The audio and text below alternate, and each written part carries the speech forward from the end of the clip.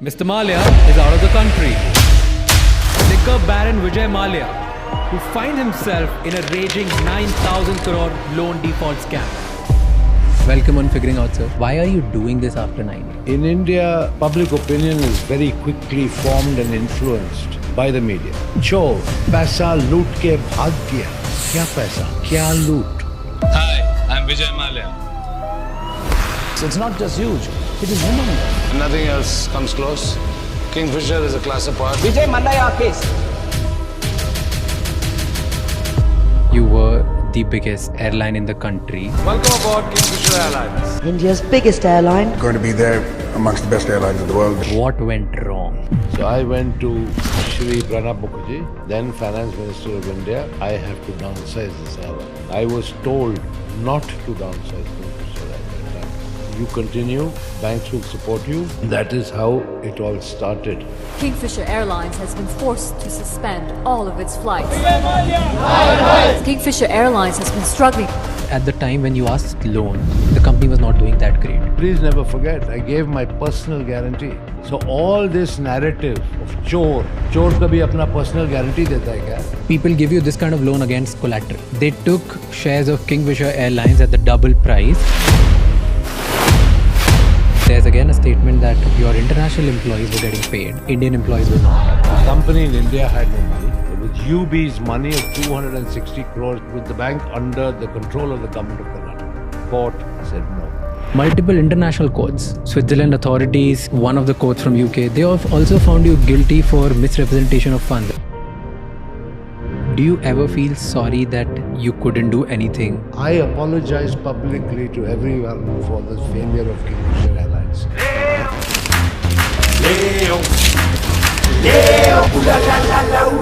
Here's what pissed people off. That in your private life you were enjoying. You had a grand birthday party, your 60th birthday party. Do you think you shouldn't have done that party? Why? Somebody mentioned that you took out 35 million euros and invested in buying properties in France. Rubbish. What happened between 2012 and 2015? I made 4 settlement offers to the banks, which they refused to accept. 2015, CBI started investigating you. They found you siphoning the money.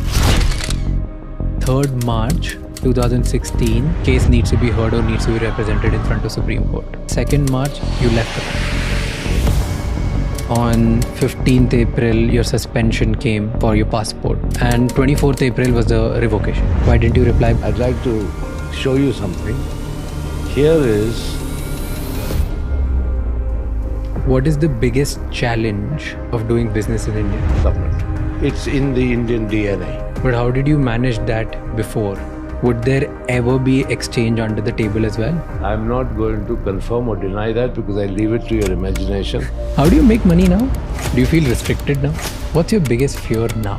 Are you prepared for the worst? Have you ever imagined yourself actually going to jail? Would you be willing to return to country if you're assured fair trial? If I am assured, absolutely, I will think about it seriously. But This episode is not about glorifying a fugitive, nor it is about justifying any wrongs. It's about asking the hard questions to the man at the center of one of the India's most controversial financial stories. After 9 years of complete media silence, Vijay Mallya chose our podcast Figuring Out to speak publicly for the first time. I didn't do this podcast to celebrate him. I did it because I was curious.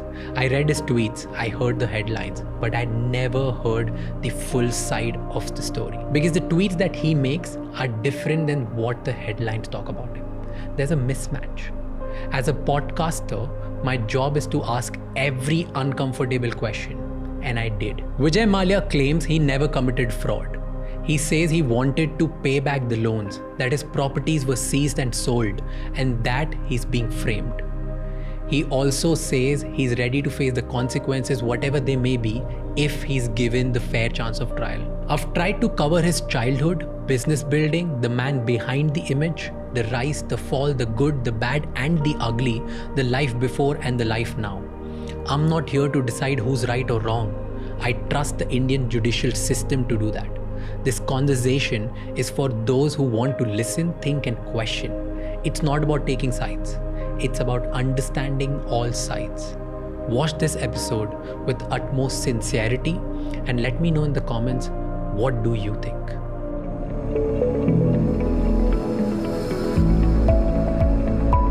Welcome on Figuring Out, sir. Thank you for doing this.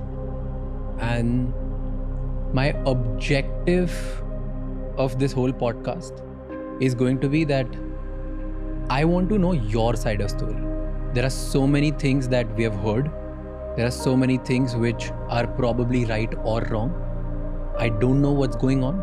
And I think apart from me, there are millions of Indians who want to know the same thing. You're highly talked about. I also feel that there are so many things which people have just heard and started building their own narrative about you. So I wanted to, out of inquisitiveness, curiosity, and B, out of a responsibility, I wanted to take this forward. So thank you so much for doing this, and thank you for giving us an opportunity. And the best thing which I really liked about this is when you came here and you said, I'm ready to answer everything which you want to talk about. I don't think many people give that opportunity. So thank you for doing this. But the first question is, why are you doing this after 9 years? There are thousands of people who must have reached out to you over the years. Why all of a sudden the need after 9 years that, okay, I'll say yes. And yes to us. Why? Very good question. Nice place to start. For the last 9 years, I have been the subject of a vicious, relentless trial by media in India, who, as you have rightly pointed out, have created so many narratives, negative narratives about me, that I have become a lightning rod of public anger, being abused, called names, and that was very unfortunate, both professionally and personally. So rather than try and take on this huge Indian media machine, I just prefer to keep quiet. Now, times have changed.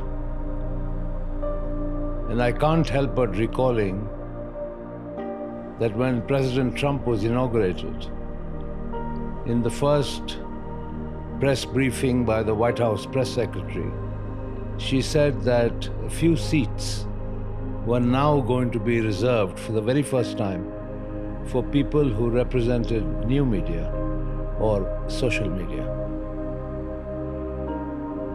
I didn't even know that a podcast existed, let alone understanding what a podcast really meant, until you told me and explained it to me in a manner that I got quite excited about, because here is my opportunity to not only answer your questions, but to say things that I truly feel would never ever have been truthfully reported by the legacy media, particularly in India. That's why I'm here. Why do you think nobody cared about hearing you? In India, it's strange, but public opinion is very quickly formed and influenced by the media. More importantly, by sensationalism. I still remember the anchor of one media channel in 2016 shouting and screaming on the television, saying, Vijay Mallya, I want to see you in jail clothes. I want to see you eat jail food, with an image of me in jail attire. What for? I always wondered what for. Subsequently, chor, paisa loot ke bhag gaya. Kya paisa? Kya loot? Nobody bothered to step back and think. But it was very easy to fling false accusations day after day and get away with it. One of the reasons I agreed to sit with you today is also because it is only very recently that finally the government of India, Ministry of Finance, has published a report, their annual report, in which they have acknowledged 14,100 crores recovered from me. Of course, this was following the Finance Minister's statement in Parliament. And the legacy media can't argue with that anymore. They can't put any spin on it anymore. The Debt Recovery Tribunal gave a judgment debt of 4,999 crores borrowed by Kingfisher Airlines, not by Vijay Mallya. Borrowed by Kingfisher Airlines, of which Vijay Mallya was one of the guarantors. So what is the DRT judgment debt? 4,999 crores plus 1,203 crores unapplied interest. Okay, which means notional interest that the banks had not even booked. Forget that. The total of the unapplied interest and the principal was 6,203 crores. Okay? And I was the guarantor. The government has recovered 14,100 crores from me. Right? Now, if I had done chori, if I had duped the banks, where does this all add up? Till very recently, there was absolutely no official figure of recovery. Right? So everybody, the legacy media in particular, wrote whatever they wanted. Right? And I was in no position to contradict.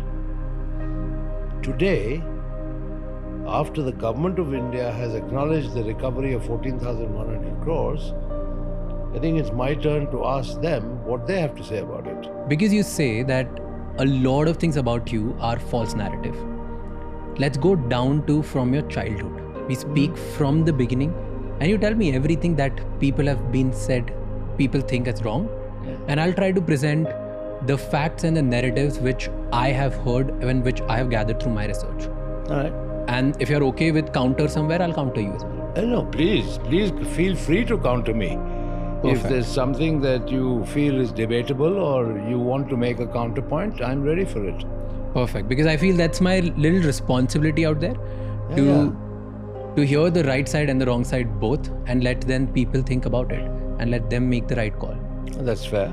Perfect. So before even I ask you about childhood, do you regret anything?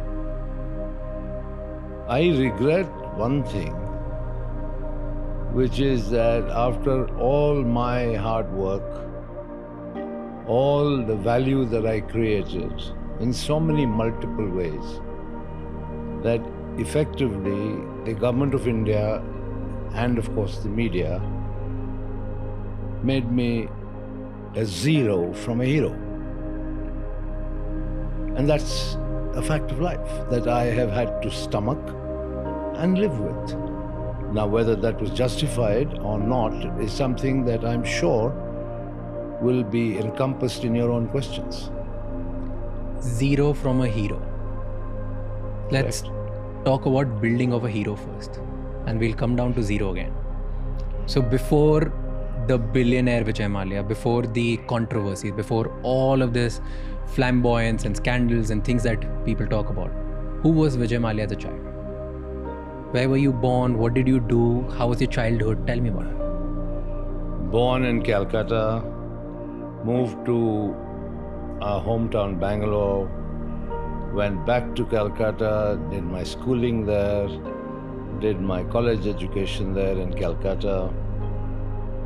And my upbringing under my father was a very normal, I would say strict upbringing. Really? Yes. Tell me an incident, strict childhood. Two things.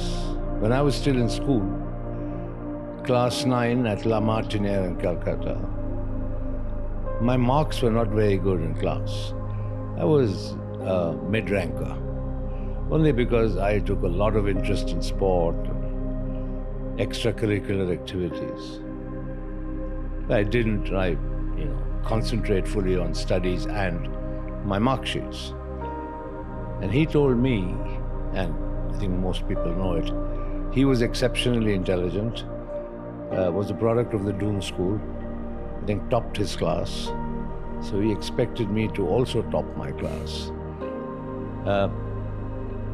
Nevertheless, he said something to me which I think I remember till today.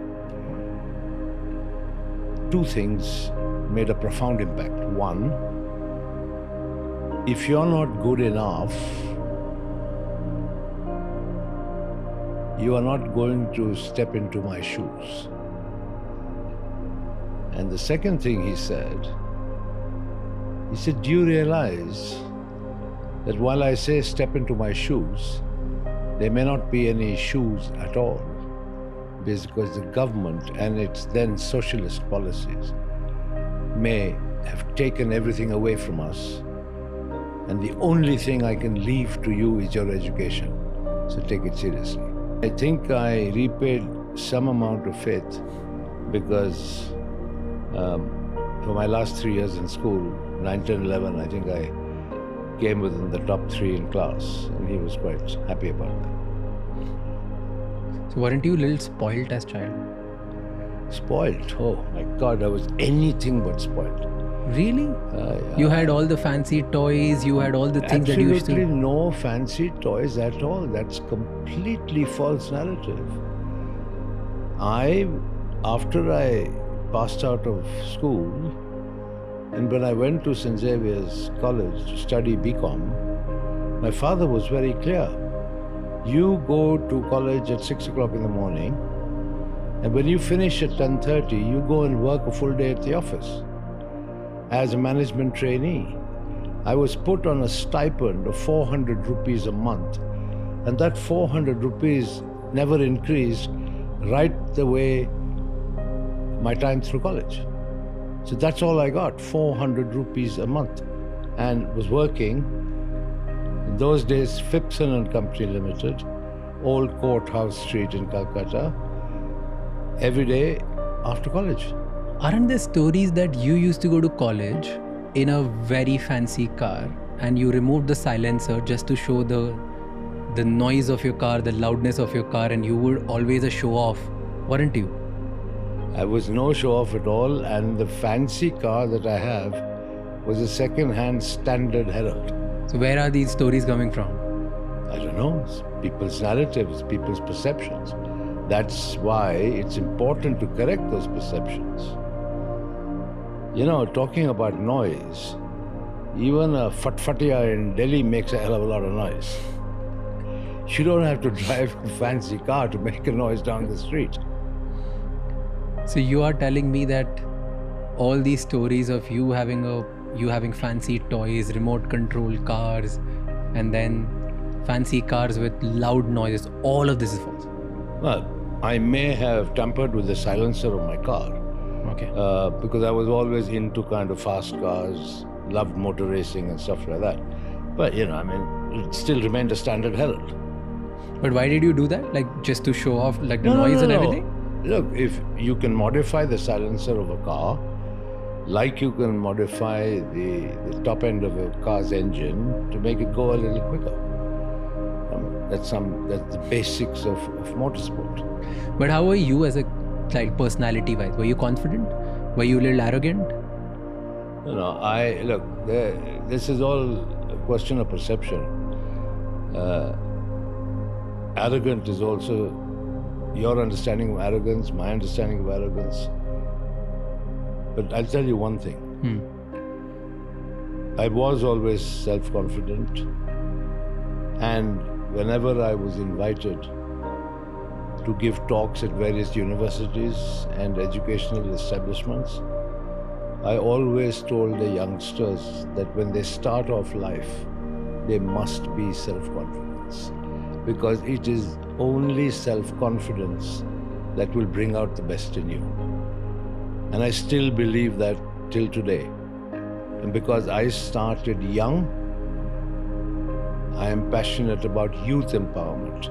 But this would have not been the case always. As a kid, we all have like a lot of insecurities. It's not always confidence. What was your biggest insecurity when you were growing up? I don't. Yeah, probably the biggest insecurity was when the examination results were due, and what my dad would have to say about it. But no, beyond that, my life is pretty plain and simple. Great bunch of school friends, great bunch of college buddies in Calcutta, not the glitzy lights of Bombay, and yeah, so it was pretty normal, but nothing fancy. But I had a very strict set of supervisors at work who were clearly instructed by my father to be tough with me, to make sure I worked my butt off, and I'm none the happier for it. That's what made me. But did you ever get to a position or in a thinking as a child that one day I'll be powerful, one day I'll be very rich? No, absolutely not. I mean, how could I be so presumptuous? Here I had a dad who was hands-on, working 24/7, young, and who told me that if I didn't measure up, I'd have no place in the business. So I couldn't be presumptive, could I? But your father was a wealthy man, and in those times there were only few wealthy people. So you would presume this, right? Like, I will have all this wealth inherited, I'll be maybe bigger than my father, or maybe just have all of these things. I didn't have any such aspirations in those days, and wealth was something that was very relative. And my father certainly was a very frugal spender, so irrespective of how much wealth he had, he certainly wasn't a spendthrift. You said when you used to go to work, your father put strict supervisors. Mm-hmm. Right? What would those strict supervisors made you do? Well, first of all, make sure that I came to the office on time, straight after college. It wasn't as if I'd sort of roll up whenever I wanted to. Okay. The second, I was given a clear set of tasks. I was a salesman. I had to go and visit the shops in the market. I had to visit distributors. I had to spend time with the accounts department to understand accounting, corporate accounting. And marketing, sit with the ad agencies and stuff like that.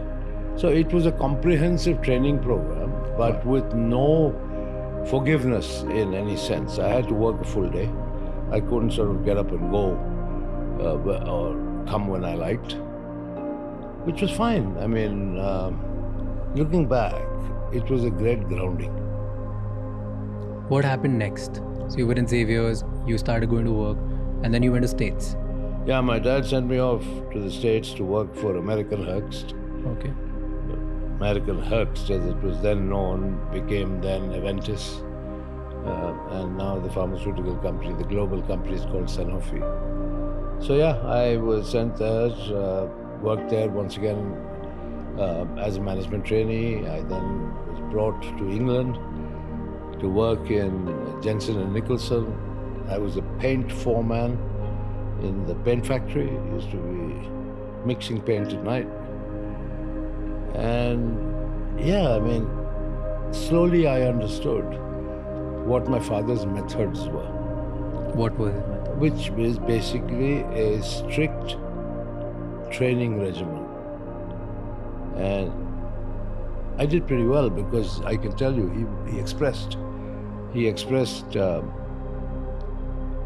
his appreciation for my work. I got a pretty good report card from America. He said he was proud of me. I did well here in England, mixing paint. And when I went back to India, his health was becoming indifferent. Even though at that time he was only 57 years old. His health was becoming indifferent. He had a history of heart disease. So he sort of got me to work for him in the core business. And then of course the story of Kingfisher, the story of McDowell's #1, Bagpiper, and all these brands that subsequently became very well known began then. How was your relationship with your father? The relationship with my father was excellent. He was a man of few words. But there's one thing he did which embarrassed me no end. That every time he saw me, he gave me a big kiss on my cheek. Whether it was at an airport, or in the office, or at home, he'd give me a hug and a big kiss on the cheek. I mean, bless him for that. Did he ever doubt you that whether you will be able to continue and build his legacy or not? I think the biggest certificate I got was from my bosses in America. They gave me a pretty good certificate, a pretty good report, and that finally, I think, gave him the confidence to say, my son is stepping up to my expectations. What was your first bold step in your father's company? Oh, Kingfisher. I went to my father and I said, I need 10 lakhs rupees to market Kingfisher beer. He said, that's a princely sum of money. What are you going to do with it? How are you going to do it? Etc., etc. Because I saw in the archives of United Breweries this label of Kingfisher beer, which had been actually launched in 1857. Okay, gathering dust and, with a pretty archaic Kingfisher bird on it, sort of prehistoric version. But I said to myself, the mere word, brand, Kingfisher, is very evocative in so many ways. It could be made into a fun brand. Now, my time in Calcutta, going back to my training days, when I spent time with the marketing department, more importantly, interacted with the people in the advertising agencies. My time in America, where I still remember the two big banks, which is Bank of America and Citibank. And Citibank said the city never sleeps, and Bank of America came out saying, we caught the city napping. That was the level of marketing, advertising, tongue-in-cheek stuff, which caught your attention. And so I became fascinated with marketing. And I came away back to India, started working in the business, and I always said, a brand needs a personality. Of course, I very quickly realized in India, I couldn't replicate what they did in America, because for alcohol, India is a media dark environment where the advertising of alcohol is banned. So in a way, I had to think of ways of authoring surrogate advertising, which I did pretty successfully. Not some Mickey Mouse stuff, where if you want to advertise an alcoholic brand that you sort of suddenly, produce some music cassettes. I built a full water business around Kingfisher, and a water business of significant enough size that you could justify advertising it. Okay, and therefore you advertise the core brand. So I gave Kingfisher a very colorful personality because that's what evokes you. Like McDowell #1. Golden moments, McDowell moments. It's evocative. It's supposed to convey that, if you want to hang out and have a good time with your friend, golden moments, it's a McDowell moment. So there were many, many such examples of how I actually gave brands their personalities.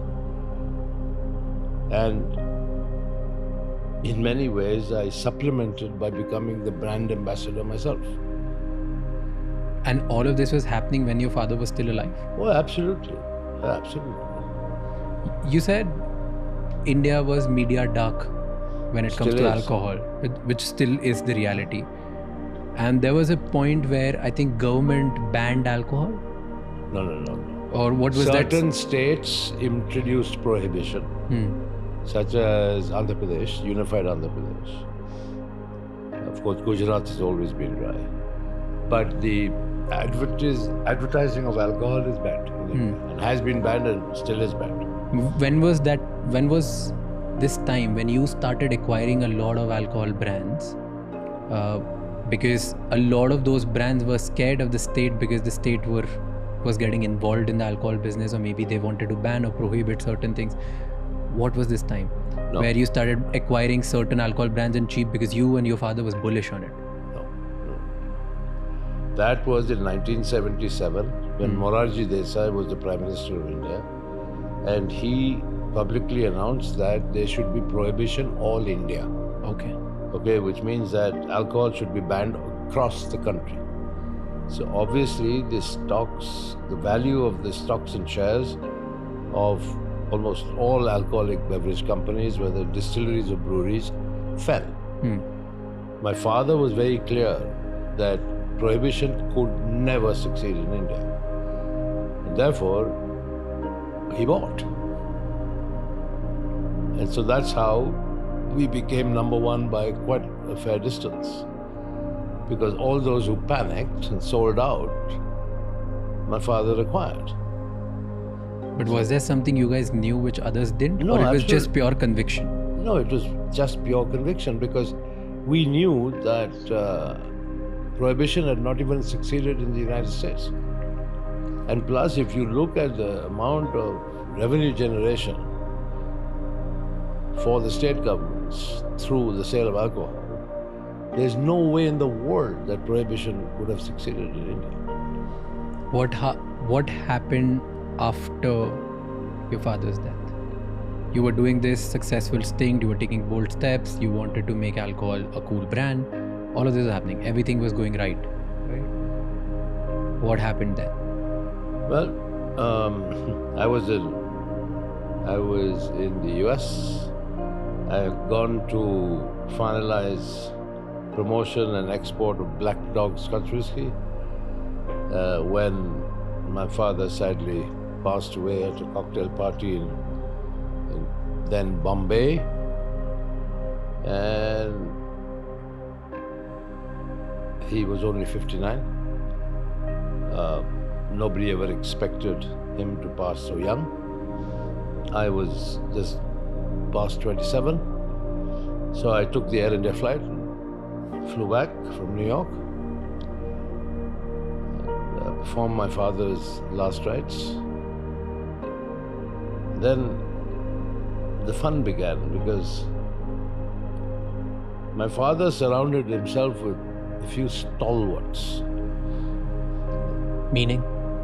People who he put in positions of great authority, who were also very close to him personally. So he had somebody running the Western India businesses, somebody running the Eastern India businesses, somebody running the Southern India businesses. And don't ever forget, in those days, the structure was that United Breweries Limited was the holding company. And the other companies in the group were largely controlled by its largest shareholder, United Breweries, or they were subsidiary companies. And so the inevitable debate started on what next, what role I should have. Of course, people acknowledged that I was in the business. But people, I think, were a little reticent to speak openly about their own aspirations of being the chairman. Then something very funny happened. We had annual general meeting of shareholders that was coming due. And the shareholders in the front line who had seen me with my dad proposed my name. That's how all other aspirants were silenced. because they couldn't publicly sort of get up and say that they were more qualified, particularly when it was evident I had shareholder support. And there I was installed in what I call the hot seat at a very young age, but fortunately, thanks to my upbringing, my father's insistence on proper training, familiarization with the business, time in America, time working with him, I wasn't raw. I had a fair amount under my belt to be able to address the challenge of the role. I was reading an article where it said that you didn't trust people who were in control at the time of your father's, when your father was a chairman. So that's why you hired your people and your friends, because you didn't know that if you could actually go to them for the right advice or no. No, that's completely misleading. It's false. I never hired any of my friends. But let's put it this way, they would have been too young and inexperienced in any case. You know, I mean, as I said, I was barely 28. They would be my contemporaries. So the question of hiring them and putting them in management positions just didn't arise. But I encouraged a lot of professionalism from within. I mean, people who then became the president of the spirits division, of the breweries division, and all the rest of it. I mean, my father's time, the average age of the regional directors of the regional satraps was probably around 60, between 60 and 65. And in 5 years after I reorganized, I mean, the average age was about 40. Okay, and these were all professional managers promoted from within the ranks. I mean, yes, there were a couple of exceptions where I hired people from extremely well-known organizations, like major consultancy firms, so on and so forth. But beyond that, largely it was all internal promotion.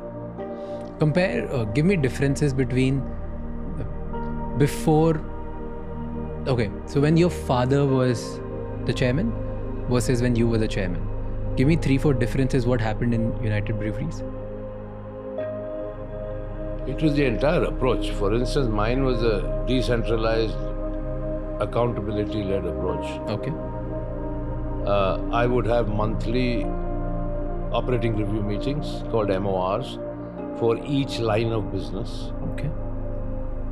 And that's all I wanted to know about how the businesses were performing on a regular day-to-day basis. I wasn't leaning over the shoulders of the management team and trying to micromanage things.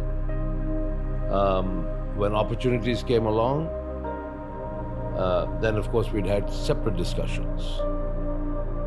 So if you empower people, accountability comes along with it, because people are also motivated to demonstrate their own capabilities. Now, my father's style was, as I said, far more hands-on, owner-operated, management style, and he spent a lot of time doing it.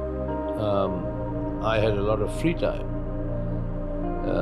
as I will tell you as we proceed, because of this decentralization and this whole new management culture that I had Enough time in your introduced in the UB group.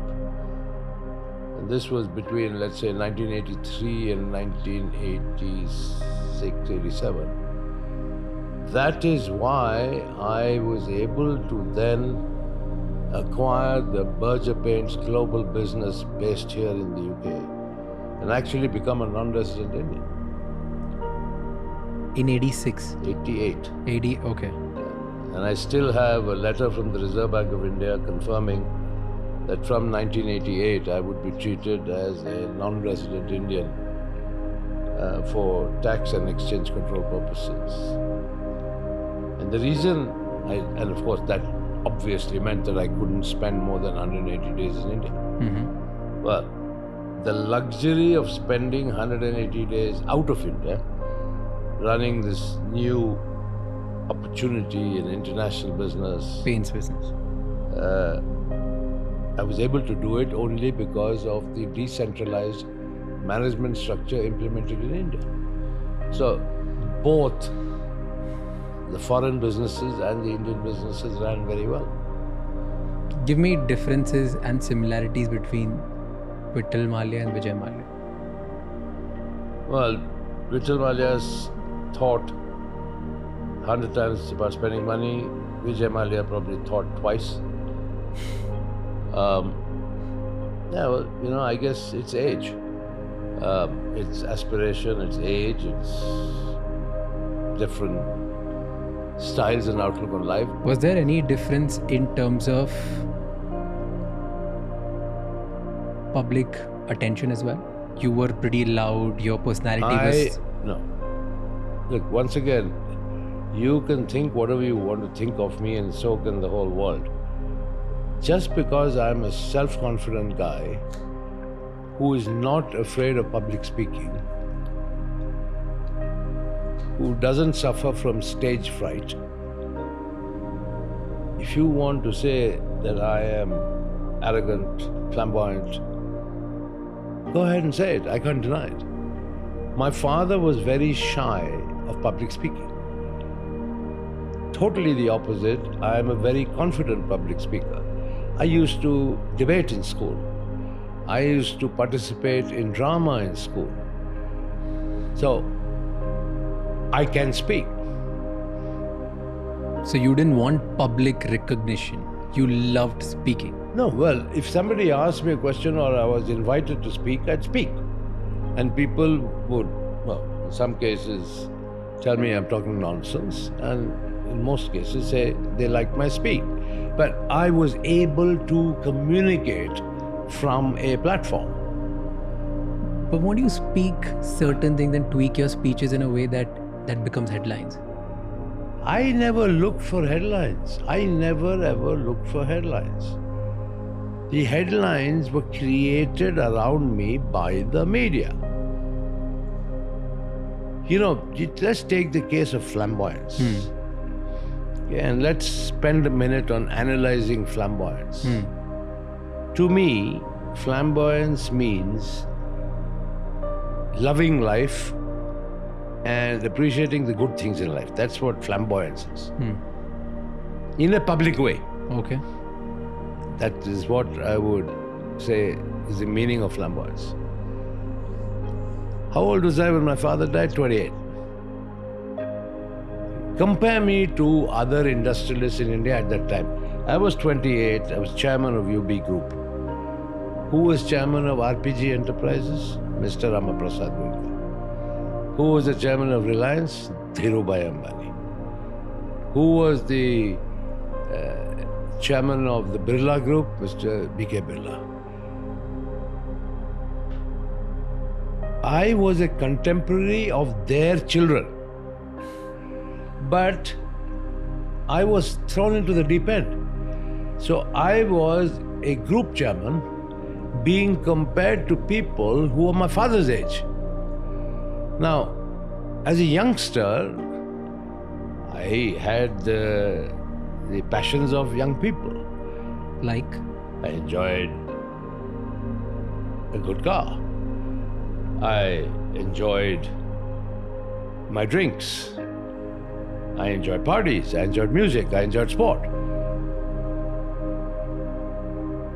Not all of my father's contemporaries, who suddenly became my contemporaries in business, lived that way. They were more conservative, more at home, more domestic, consistent with their own age.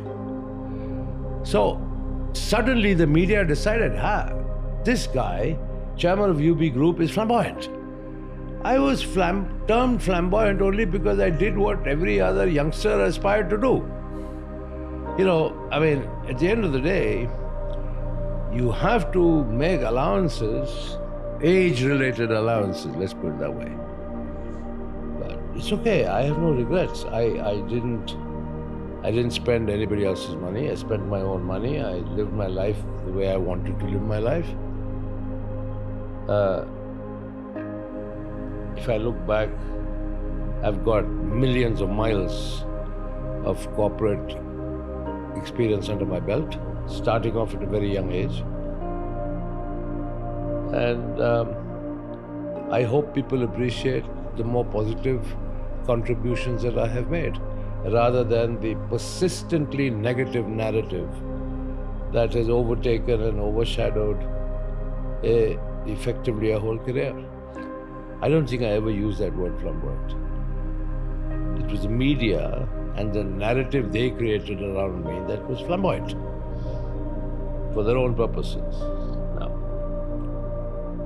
I just lived like any other moderately wealthy 28-year-old would live.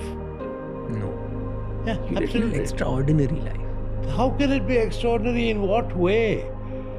Do you know what the exchange controls were in India? Do you know if you could import a Ferrari in India? Today you can.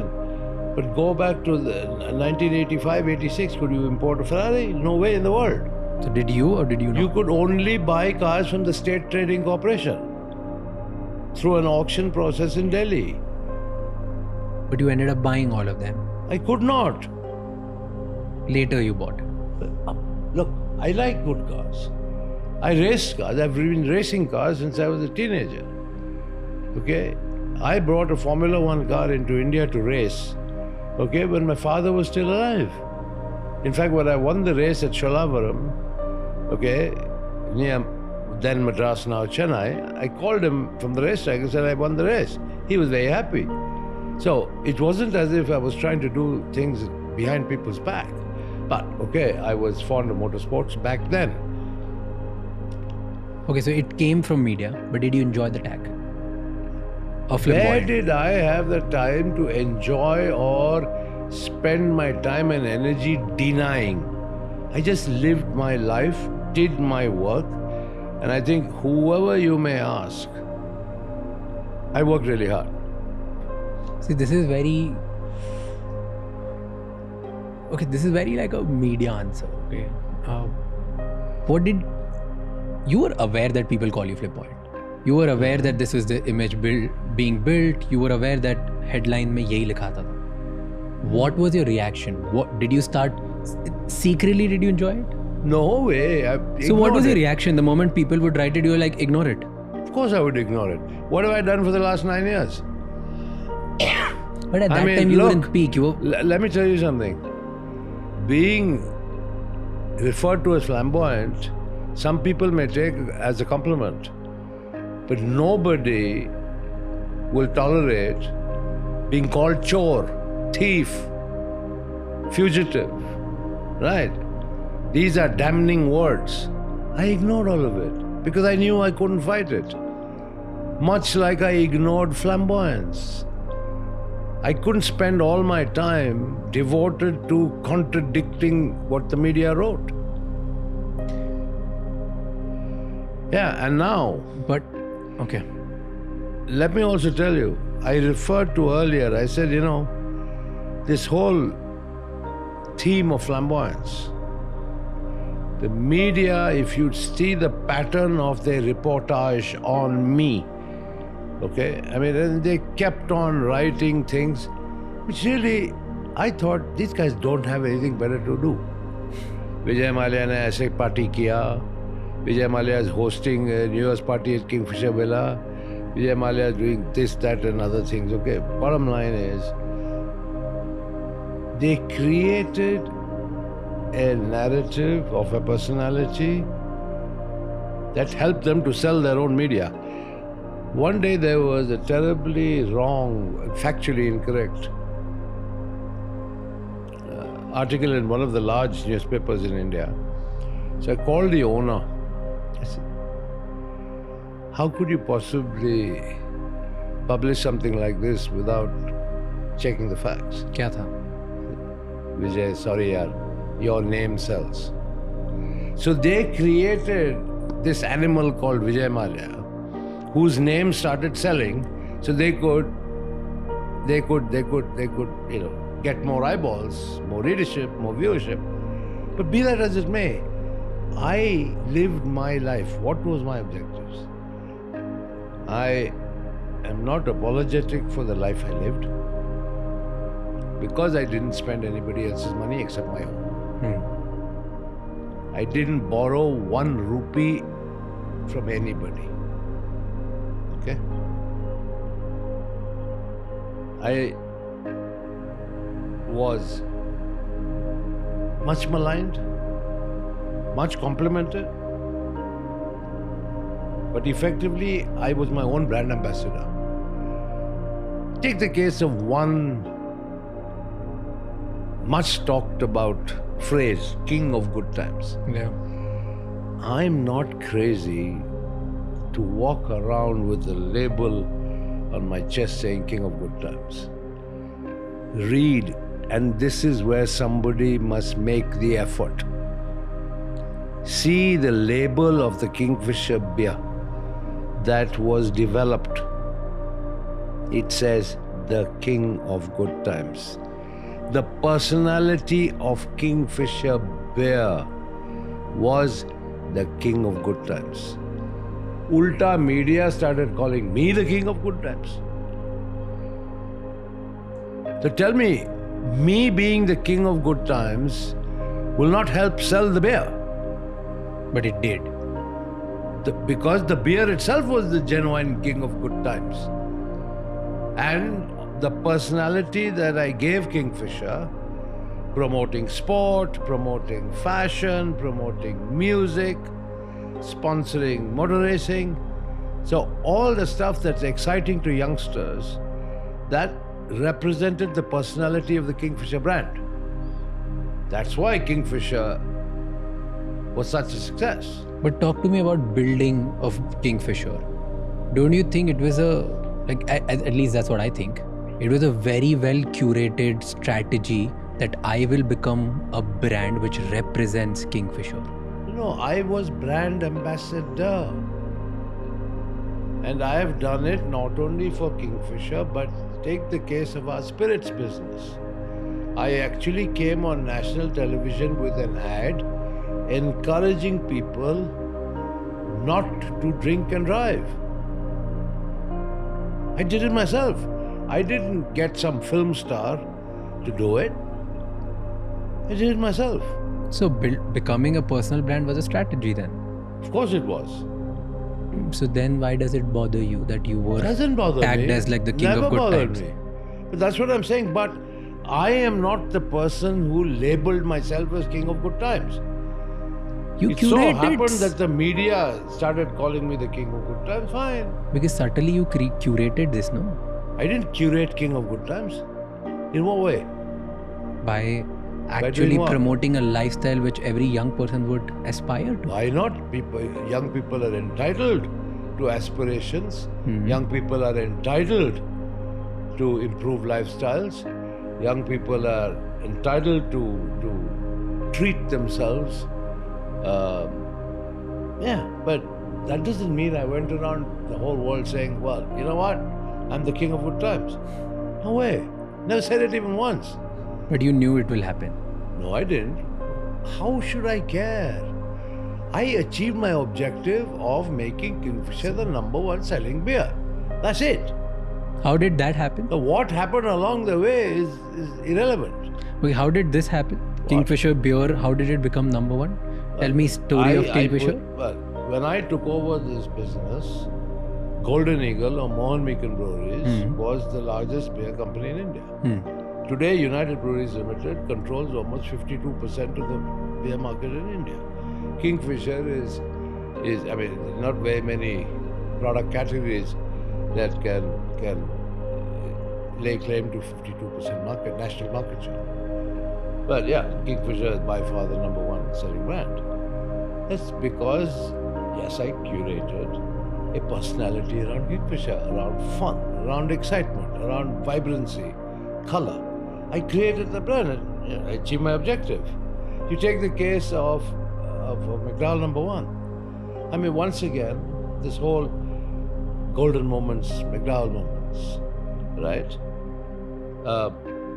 It was a little more sober than the Kingfisher ads because the target demographic was different. But It's the largest selling whiskey in the world today. McDowell number one. Right? All these brands I created. Tell me one turning point which just made everything good for you in Kingfisher. Kingfisher beer specifically. It's a sustained effort. But when was the first time you thought, okay, now it'll work? Because It as was far always as working. As the from day brand- one. Yeah, when I relaunched it, new packaging, right, make it more appealing on the shelf, started sponsoring music, fashion events, got more brand attention, automatically the sales started picking up. And then, as we went along, promoting our marketing strategy, which was clearly effective, the sales followed. Same thing with McDowell number one whiskey. Nothing's overnight. National brands are not built overnight. There wasn't one moment that you could pinpoint, or was it? How can you? How can you pinpoint a moment? Because it isn't like switching on and off a light switch. Why did you get conviction that Kingfisher beer will work? Because it was a little expensive than other one. We had brands such as UB Royal, Flying Horse, we had Jubilee. And you tell me, even though they were my brands, does any one of these evoke any excitement in you? No. But if I say to you Kingfisher, well, you take notice, right? So that's the platform I built on.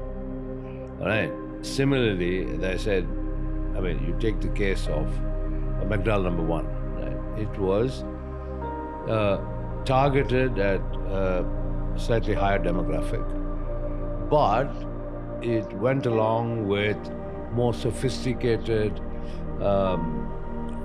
merchandising and stuff like that, which augured well for the brand. And today, as the Indian economy has grown, as consumer spending power has gone up, it's the world's biggest brand.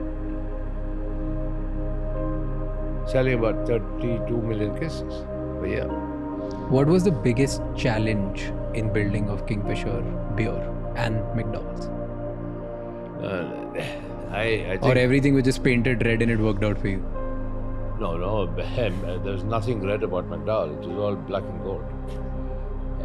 The only one around that's red is Kingfisher. No, I think more than challenges, I look at opportunities. 2005, I bought Shawwalis, my biggest competitor. That propelled the spirits business, to number one position by far. Brought on board bands like Royal Challenge and all the rest of it. So those were pretty bold business decisions, which once again, self-confidence. I had to pay $300 million for the company, big amount of money. Well, made it work. That's how United Spirits was created. Today, with a market cap of almost 1 lakh crores. If you have the confidence to do it, you go do it. You said you bought Bojo paints at the same time. Talk about that. Why paints all of a sudden? You were making money with alcohol.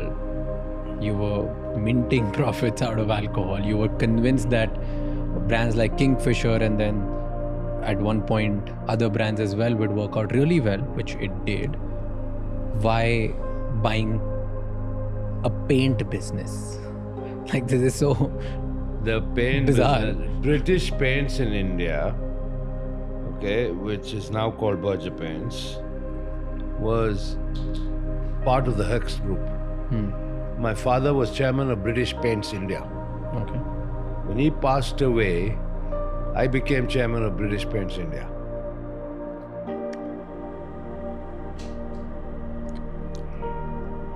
During my tenure as chairman of British Paints India, I learned something about the paint business. Right now, What did you learn about paint business? go back in time. When I was sent to America, then to England, I worked as the foreman in the Berger Paints Jensen Nicholson paint factory here in this country. So I not only knew about making paint, but also how a paint business was run, because I was chairman of Berger Paints. So when Hex Group decided to sell their global Berger Paints, headquartered in England, operating in the Caribbean, operating in Africa, in Asia, a true multinational company. I went to them and put together a loan package with those days the Hong Kong and Shanghai Banking Corporation. Bought it because I had this aspiration of creating India's first multinational. That was back, they said 1988. Okay, so from being an Indian-centric business, I was operating in 25 countries worldwide, flying the Indian flag. So your objective is only that I want to take India or Indian business to the world? No, absolutely not. I was very focused on making a hefty profit out of it too. All right, which I successfully did. So I bought it in a leveraged buyout. And after that, I did IPOs. I did IPOs in Jamaica. I did IPOs on the Kenyan Stock Exchange. I did an IPO on the Singapore Stock Exchange and diluted our shareholding to 51%, but used the proceeds of the IPO to pay down the debt. Right? And then finally in 1996, I sold the entire business that was then listed on the Singapore Stock Exchange, and I made a fat profit. And I still remember, and I have no hesitation in saying this, that I went to my mom and I said, see this piece of paper? This is what I earned. This is not inherited. I made it myself. So when I spend it, don't complain. And that's on a lighter vein, but yeah, I mean, I that was when, as a non-resident Indian, I made my first serious piece of money out of entirely my own initiative in a pinch environment. But hey, that's what it's all about. I mean, I got experience of doing IPOs in 3 different countries across the globe. That was invaluable experience. Do you regret selling it? Because today Berger is, I think, 60-70,000 crore big business. That's only one Berger in India. I owned the global Berger all over the world, including India. I sold Berger paints in India to the Dingras. So do you regret selling it? They did a great job with it. No, God bless them. They did a super job with it. But if it was doing so good, why did you sell it then? Well, it was bought by the Malaysians.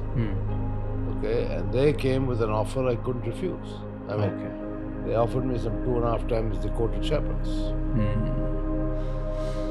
Okay. You mentioned that you told your mother that I made this profit. Now don't complain when I spend it. Correct. Tell me your relationship with your mother. My mom brought me up. I used to live with her in Calcutta alone since 64, 65. And yeah, so she's stood by me like a rock. She's a very well-educated lady. And yeah, I mean, she's been living in England now for 30 plus years. But yeah, I wanted to buy a yacht. I wanted to buy a plane and stuff like that. And so I wanted to make sure I set the record straight. I told my mom, I earned this money. So if I spend it buying a yacht and spend it buying a plane, don't complain. Did she complain? No. But why did you say that then? She enjoyed the yacht. What? Okay. Why did you say this to her then? Was she like frugal? She would ask you not to spend? No, it isn't that. I mean, it's natural for a parent. You know, if you see something that's quite extraordinary, quite expensive, lavish, call it what you may. normal parental reaction to ask the child, why are you spending money or whatever. So, I mean, I'm just telling you, I made a joke out of it, but I was very proud that was money I earned. It wasn't money I inherited. Tell me one lesson you learned from your mom. Oh, I've learned many lessons from my mom. Don't waste time in life arguing. It's not worth it. Use your time productively. Think positively. Don't keep arguing with people unless it's a matter that's going to get you somewhere. And which argument gets you anywhere? And what did you learn from your father? Give me one lesson. Something that you can't forget. Hard work and an ability to read a balance sheet, company balance sheet. He was really good at it, right? That's what it's written about him. Superlative at it.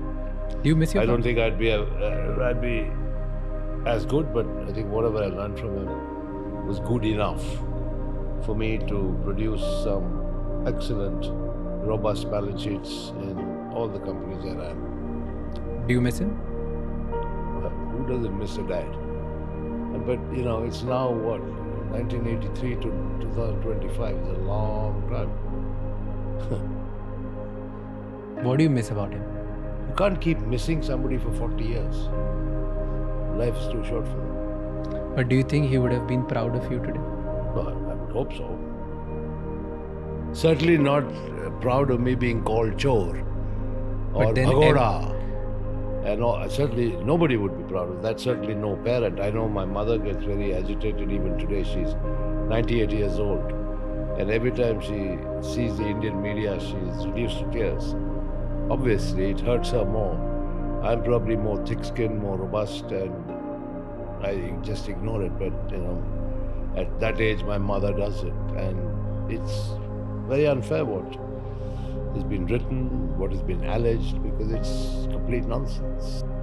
Let's walk through the case. Let's start from the point of what happened in Kingfisher Airlines. Yeah. When did you decide that you want to start a Kingfisher Airline? 2002, 2003.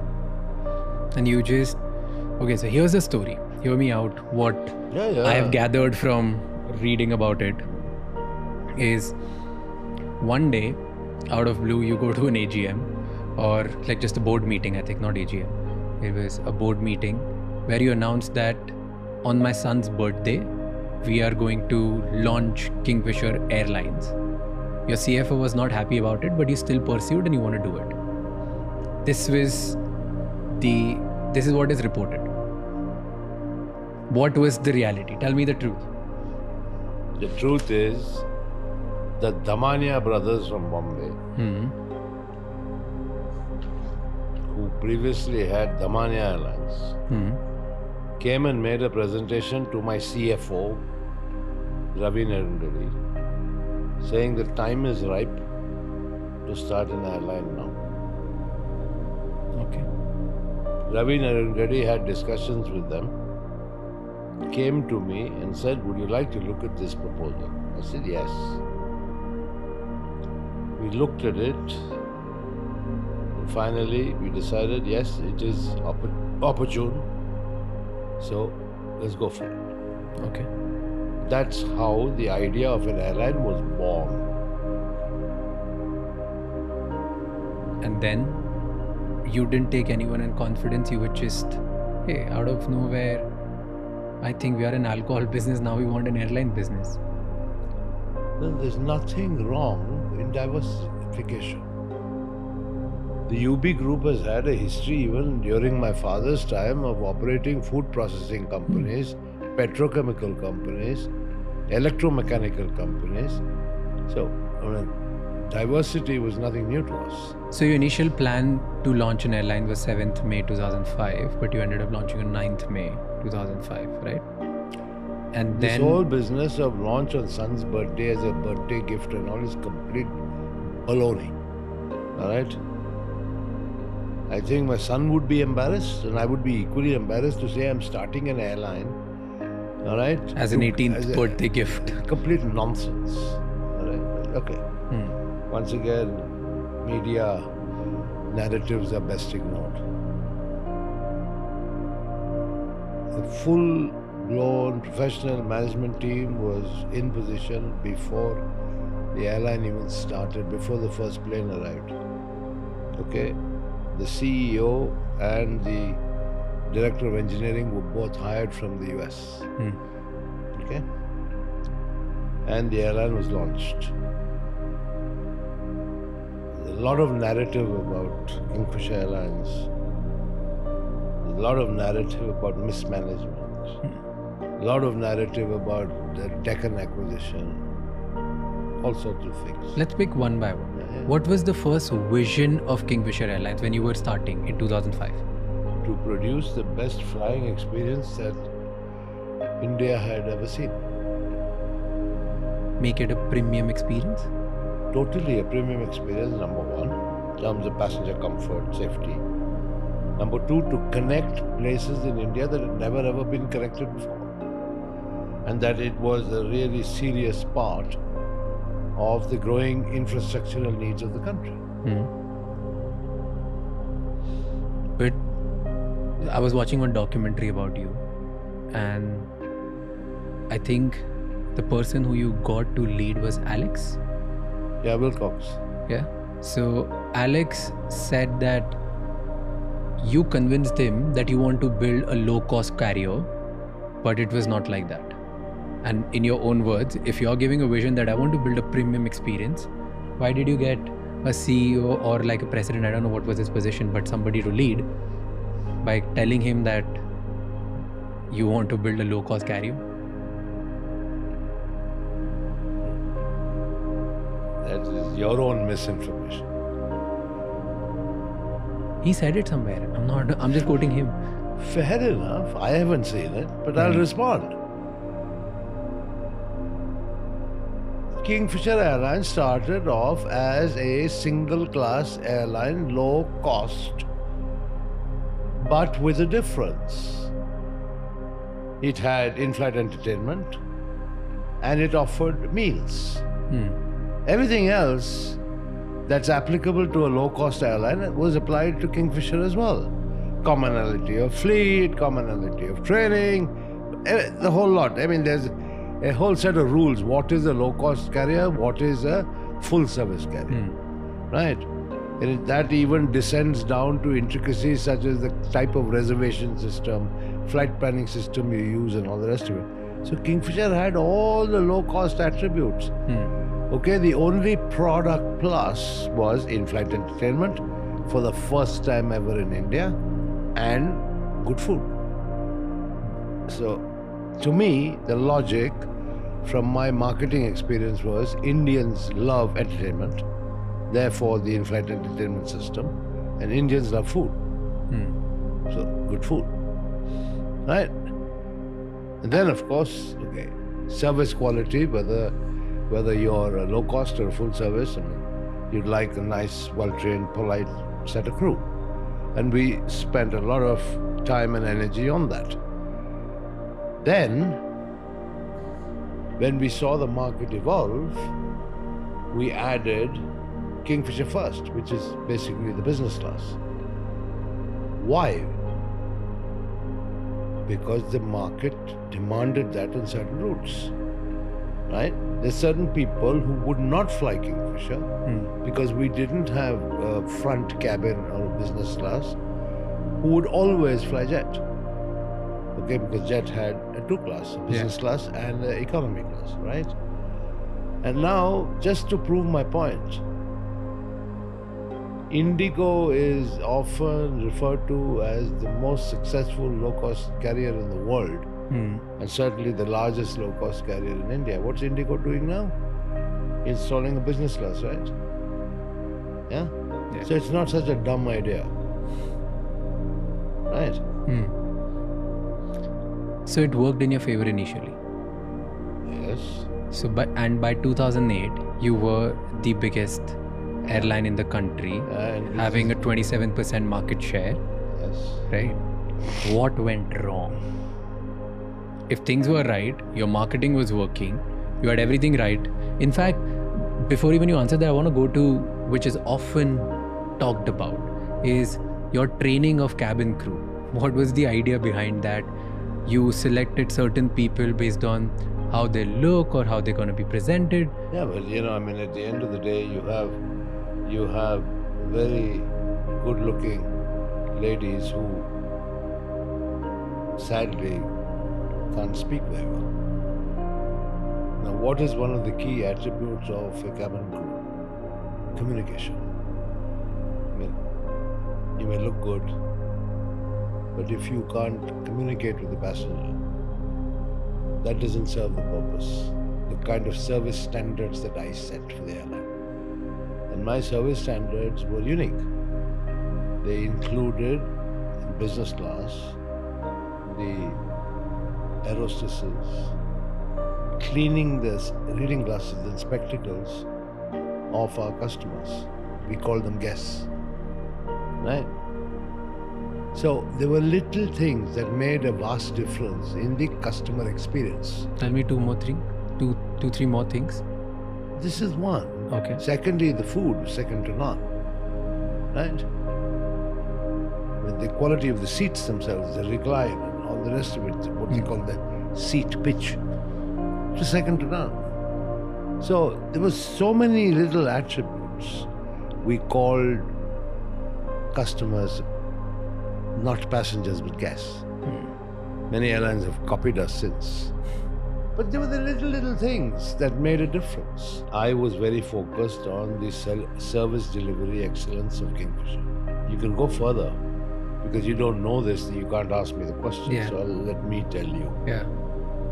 In the first 1 year, the airport manager at every single airport in India had to send me on my personal mobile and SMS the flight number, the scheduled time of departure, and the actual departure time. So every night before I went to bed, which was rather late, I used to look at my phone. Every single flight of Kingfisher of that day, I used to monitor personally the on-time performance. You were so detailed focused. You were so...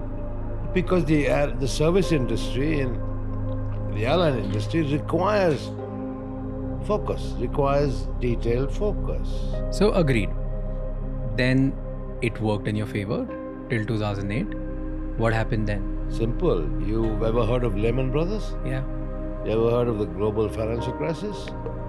Right? Did it not impact India?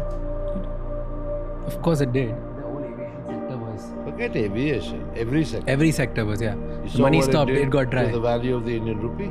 So I went to Shri Pranab Mukherjee, then Finance Minister of India. Having grown up in Calcutta, I speak fairly decent Bengali. And I said, Pranab da, আমার problem আছে, Kingfisher Airlines ke downsize korte hobe. Which means I have to downsize this airline. I have to cut the number of aircraft. I have to lay off employees. Right? Because I can't afford to operate under these depressed economic circumstances. He said, no. At this time, connectivity is important. Yeah. The jobs and employment are important, particularly because, typically in an airline, they're not blue-collar workers. They're not like workmen. Yeah. The boys and girls who work in an airline can't be classified as blue-collar.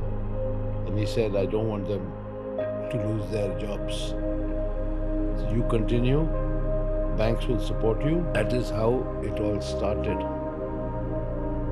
I was told not to downsize Kingfisher at that time. And yes, the banks did support. All right? Now, What happened then? lot is, well, you tell me the narrative. I'll tell you the truth. You tell me the narrative. Then there was a consortium formed of 17 banks, and the loan was given to you via SBI, right? Was that the first or IDBI was first? See, this is where people are not aware. I acquired Air Deccan, which everybody says was a big mistake. Yeah. Right? In $137 million or something like that. Everybody says you overpaid for it. In the world of business, there's something known as consolidation, industry consolidation. There is something known as eliminate the disruptor. Okay. Air Deccan was famous for advertising and promoting 1 rupee tickets. Yeah. Clearly, you could never ever sustain any airline business selling tickets for 1 rupee. Okay, it was a bait. But that set certain price expectations in the mindset of the customers. Yeah. And affected not only Deccan, which was losing money, but the industry as a whole, of which Kingfisher was also a part. So, at that time, we looked at it. Air Deccan was also Bangalore-based. It had the same Airbus aircraft. It had the same train pilots as Kingfisher. So there was a lot of engineering compatibility. Plus scale and size with the merger of Kingfisher and Deccan. Eliminate the disruptor and consolidate the industry and Kingfisher Airlines. That was the logic of buying Deccan. Not this much touted logic of I was desperate to fly overseas. I needed to get past that 5-year hurdle. Yeah. Complete nonsense. Now, why should I shout from the rooftops trying to clarify this? But if you talk to anybody about elimination of a disruptor and consolidation of industry, it'll start making, and commonality of equipment, it'll start making business sense. But if your philosophy was to make a premium airline, why would you buy something which stands for low cost carrier, which stands for something cheap, which stands for 1 rupee ticket? Because the customers would be completely different. The only obvious sense which anybody could make it out from it was, if you are going for a different vision, you are probably going out because the 5-year window which you wanted to bounce, right? Like, that was the logic. Like, to clarify, to tell people who don't know about it, the logic that people talk about is, if an Indian airline wanted to fly overseas, they should have operated in India for at least 5 years before getting the license to operate air. And you didn't have that. Yes. And that's why you bought Air Deccan, so that you could start flying overseas. And you paid an absurd amount of price for it. That's what people say. So who are the people that you're quoting? Everybody, like all the things that I've read, all the media. Like media, right? Yeah, like the legacy media, right? The legacy media, Yeah. the people who are responsible for giving us the information. I mean, that's what, as a citizen, that's where I get my information from. Correct. And at least from the ones who I really respect. So, I don't think anybody at UB Group was that dumb, with a lack of business understanding, to buy an airline, an operating airline, just to be able to fly overseas. I'm telling you, the logic was consolidation of the industry, given the commonality of equipment. I referred a little earlier to the installation of a front cabin of business class, which we called Kingfisher First, which Indigo are doing even now.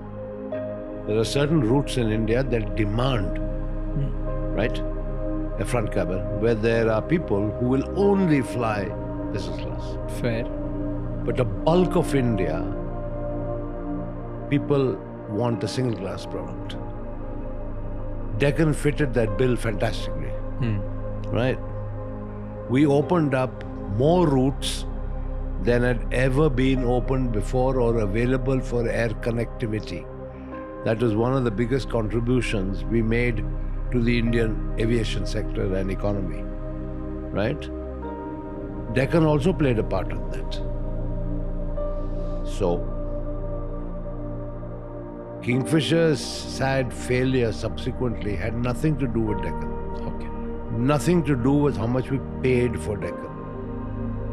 Right? Got it. Those were totally separate set of reasons. Right? But Business reasons. Here's the question. So I get the idea that you wanted to service more routes, you wanted to consolidate. That was a business decision. You saw that, hey, I want to build a premium airline, but there's a bulk of India who cares about the price.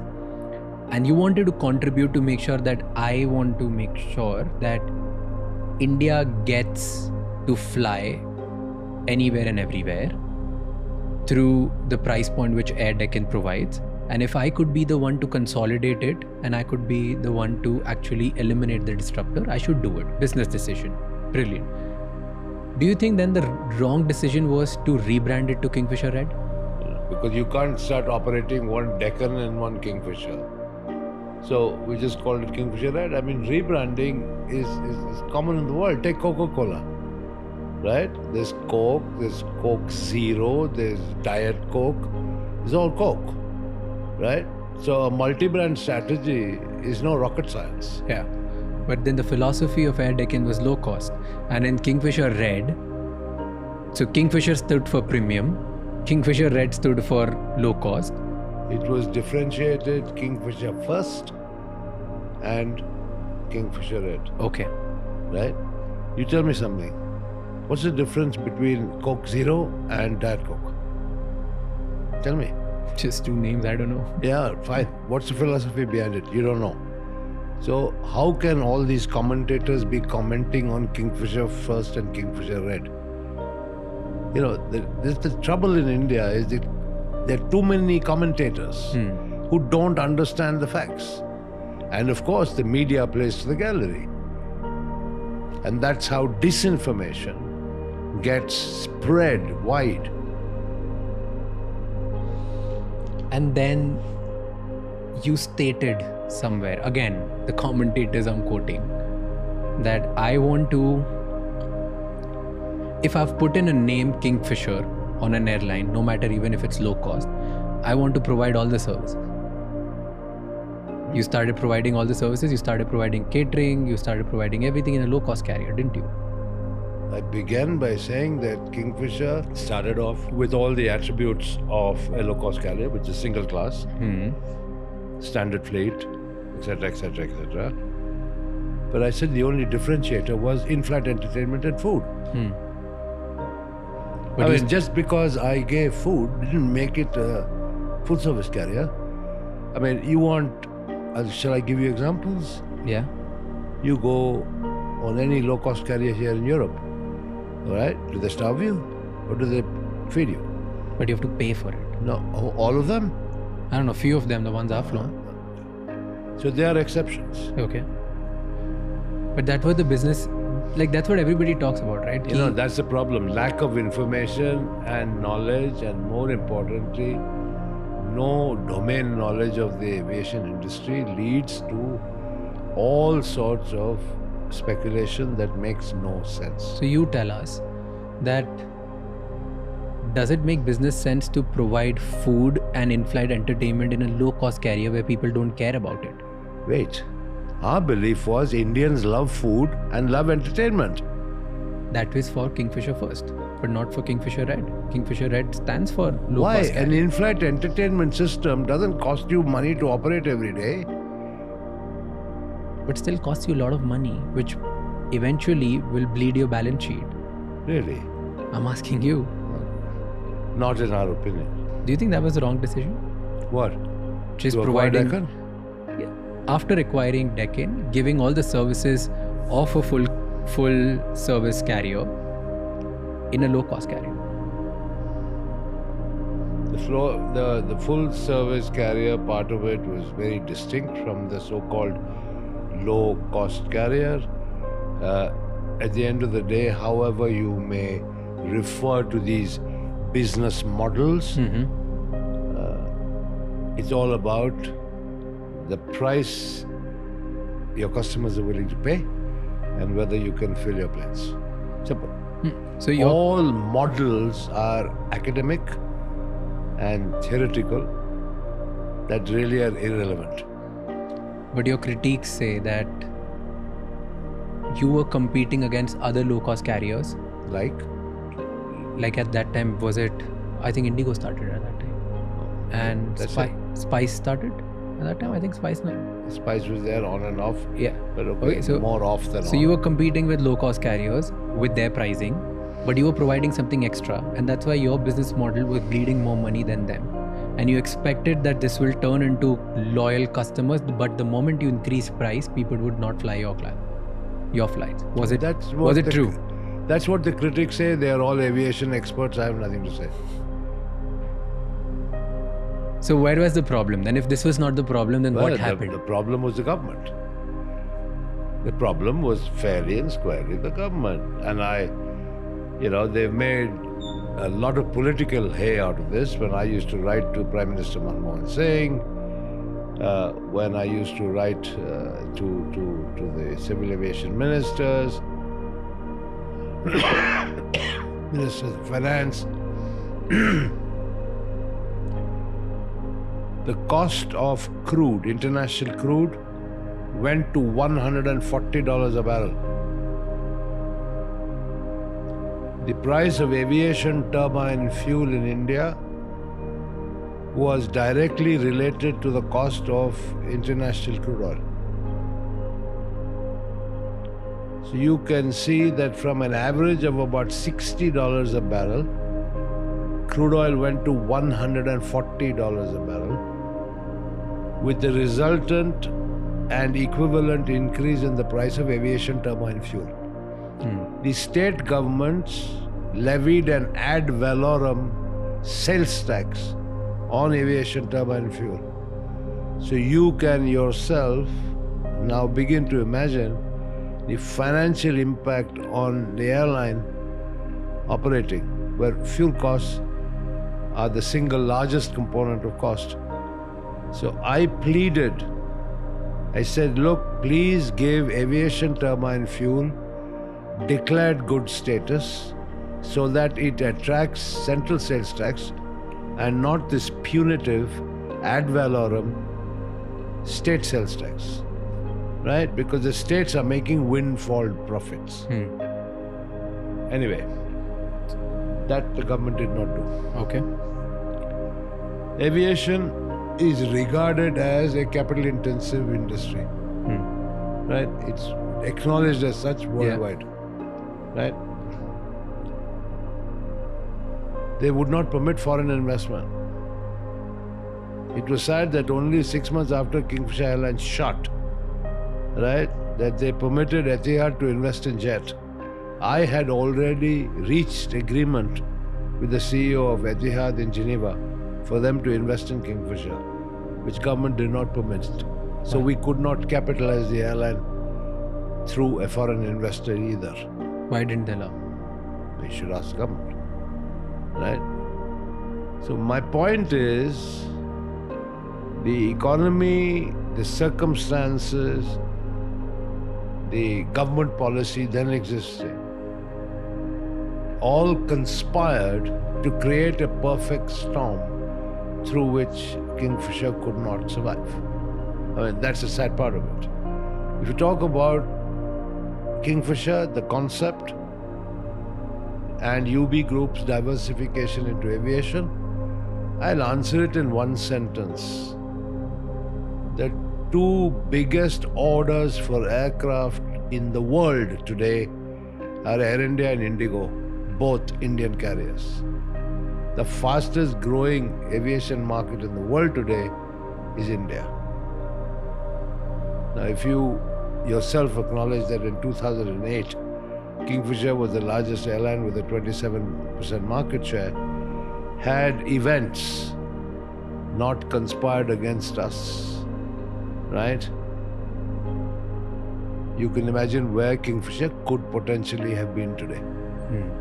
But sadly, not all businesses work out. Sometimes you win, sometimes you lose. While this, like 2008 turmoil happened, and you had your own challenges with Kingfisher, but there were good things in your life which were happening as well. One of them being sports. So you bought IPL team, RCB, Royal Challengers Bangalore.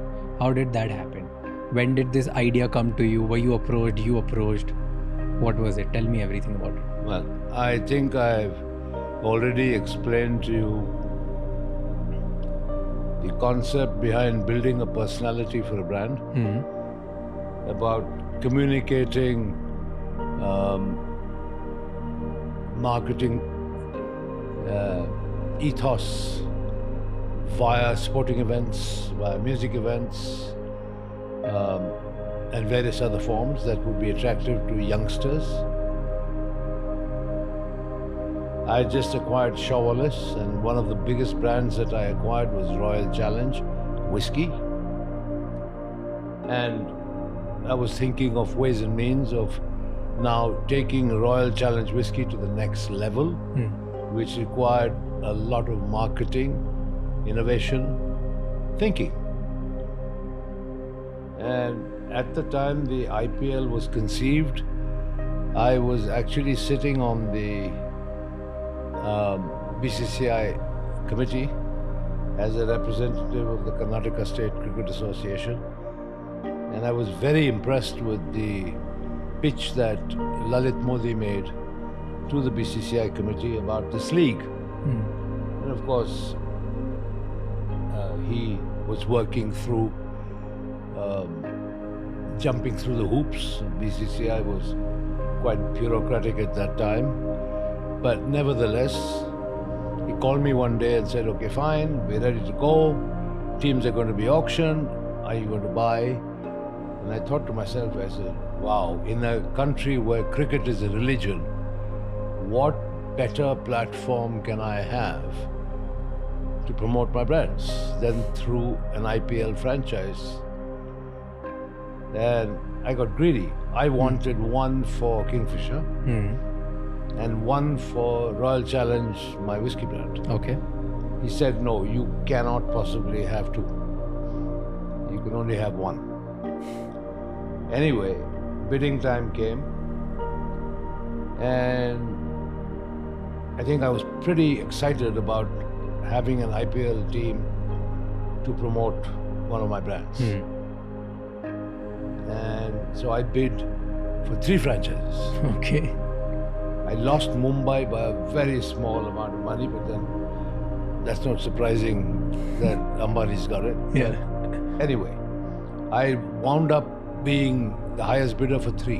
And I had to choose one. So I obviously chose Bangalore. And it then was natural that it would be Royal Challengers Bangalore, because the whiskey was Royal Challenge. And that's how RCB was born. But it was not a business, it was not for the love of cricket, it was more like a business decision that it will help my brands. Or was it both? This is it. The media narrative will be, well, vanity project. Vijay Mallya loves cricket. He wanted to buy his own team. Yeah. Flamboyance. The usual narrative about me. The sole purpose always was promotion of the Royal Challenge whiskey brand. So it was very much business driven. And that's why it was called Royal Challengers. But did it help after that? Massively. The whiskey sales went up? Massively. Massively. And of course, quite apart from it doing its job to promote the whiskey brand, the IPL franchise model itself, as explained in great detail by Lalit, and which is true now, is that the revenues, the media revenues are so high. The payment of the franchise fee over 10 years is over. So now there's a significant net profit for every franchisee. It's like a very profitable running independent business. So much so for it being a vanity project. How much did you buy it for? I think $112 million is what I bid. And that time it would be like 600-700 crores or more than that. Yeah, I think, but Lalit was clever. Everything was denominated in dollars. The bid price was. Okay. So I think 112 million, which of course people balked at that time. But you know, in hindsight, if you look at it and do the math, it was a top-class investment. I mean, look at what the teams are worth today. Yeah. I mean, they were $1 billion. You know, one thing which was exciting in your pitch, in your bid for RCB, was Virat Kohli. I picked Kohli, Virat. under 19, you bid for him, and you, if I'm not wrong, you got it for like 20 lakh something. Correct. Why did you pick Virat at such a young age? Well, you know, obviously there were the young cricketers, and it was draw by lots, right? And fine, I got lucky, so I got to pick, and I immediately went for Virat. You know, I mean, I looked just, I think, shortly before the actual selection process. They were playing the Under-19 World Cup, and I was very impressed. So I picked him, and you know, it's wonderful. 18 years later, he's still there. So with just his performance, or were you able to see Absolutely. something? Yeah, he was a young kid at that time when I got him, but you know, full of energy, great talent, and you know, one of the greatest Indian cricketers ever. If you had the choice to pick 2 or 3 players from other teams for RCB today, who would you pick? If dreams could come true, Jasprit Bumrah. Yeah. If dreams could come true, Surya Kumar Yadav, Rishabh Pant, KL Rahul. If I had these 4, I wouldn't need anybody else, and definitely win the trophy. And do you think this year, even when you don't have these 4, you would The RCB win the lineup, trophy this year? the RCB lineup is pretty balanced. Top-class batting lineup, a much improved bowling lineup. I haven't seen Bhuvneshwar Kumar play in RCB colours yet, but you know, he's a top-class bowler. But as a unit, I can say it's a pretty balanced unit, and now it all depends on-field performance. You know, this year the captain, Rajat, he's from my city. He's from my neighborhood. like he was literally like 2 houses away from my house. Rajat Patidar. So this year, even though I support Mumbai, but this year I'm still voting for RCB. Okay. And I'm like, okay, let Rajat win the trophy. Okay, but it occurs to me that RCB never winning the cup has actually worked in the RCB favor. Do you think so? In what way? In cult following. No, no. Even though See, you guys have, the RCB has never won. See, that is because the way RCB was conceived. We have had a comprehensive program of fan engagement. Okay. Right, we've had the IPL window is 2 months. Well, we have had activation programs stretching over all 12 months to keep the RCB fans engaged. So it is once again a clear-cut marketing strategy and fan engagement strategy, which has worked. That's why we have such extreme loyalty that win or lose, the chant of RCB is always there. Give me an example of the marketing trick here. There's so many. I mean, you watch the activations of RCB. Longevity, right? You remember Ooh La La La Le Le Oh? Yeah. Remember? Yeah. Ooh la la la la la. Yeah. When was this conceived? You don't know. Let me tell you. 1996 World Cup of Cricket. The Kingfisher West Indies cricket team. Now, back in 1996, I put the Kingfisher logo on the West Indies, not Indian, cricket team. Okay? And because why? The personalities of the West Indian cricketers, fun, dancing, music, their entire swagger, that suited the Kingfisher brand. That was when the jingle was conceived, which lives on till today, in 2025. Yeah. Wow. It was conceived before I was born. And I still remember it. So you have been king of marketing. You have done so many marketing gigs, right?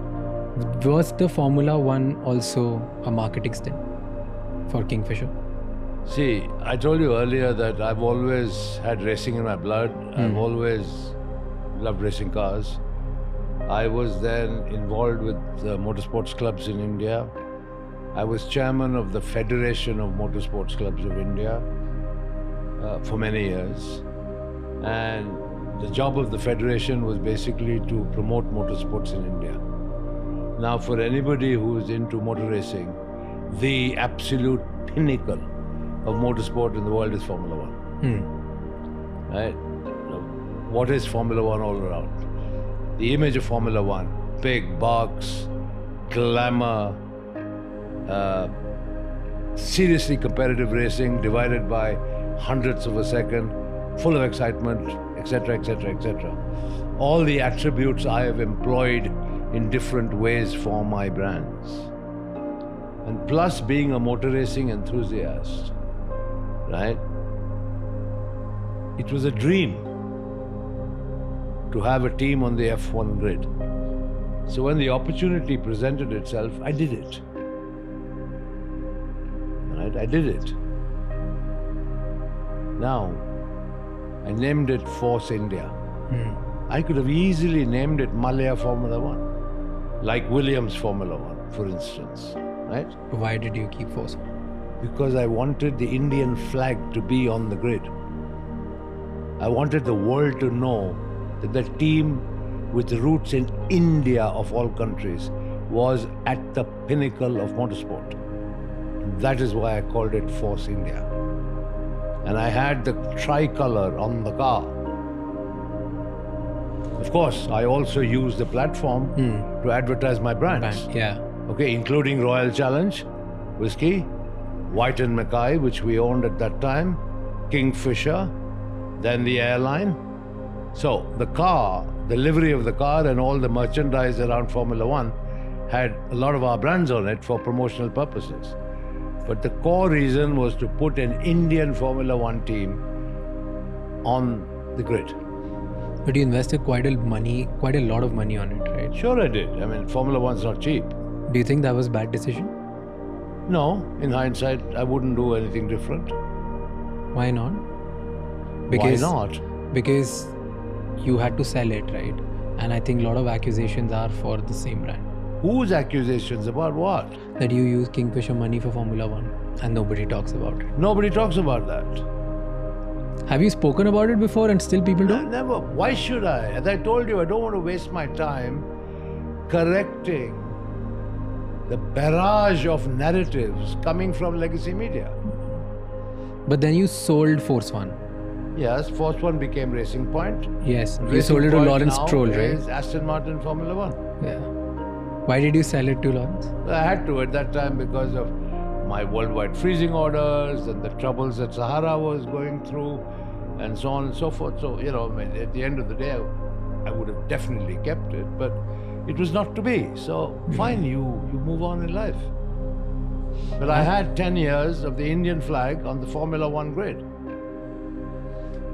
Talking about another marketing stint, because there was cricket, there was Formula One, there was Kingfisher calendar. It was so highly talked about. What was the story behind Kingfisher calendar? Atul Kazbekar came to me and said, fine, there's the Pirelli calendar. Why can't we create a similar property for Kingfisher? Absolutely.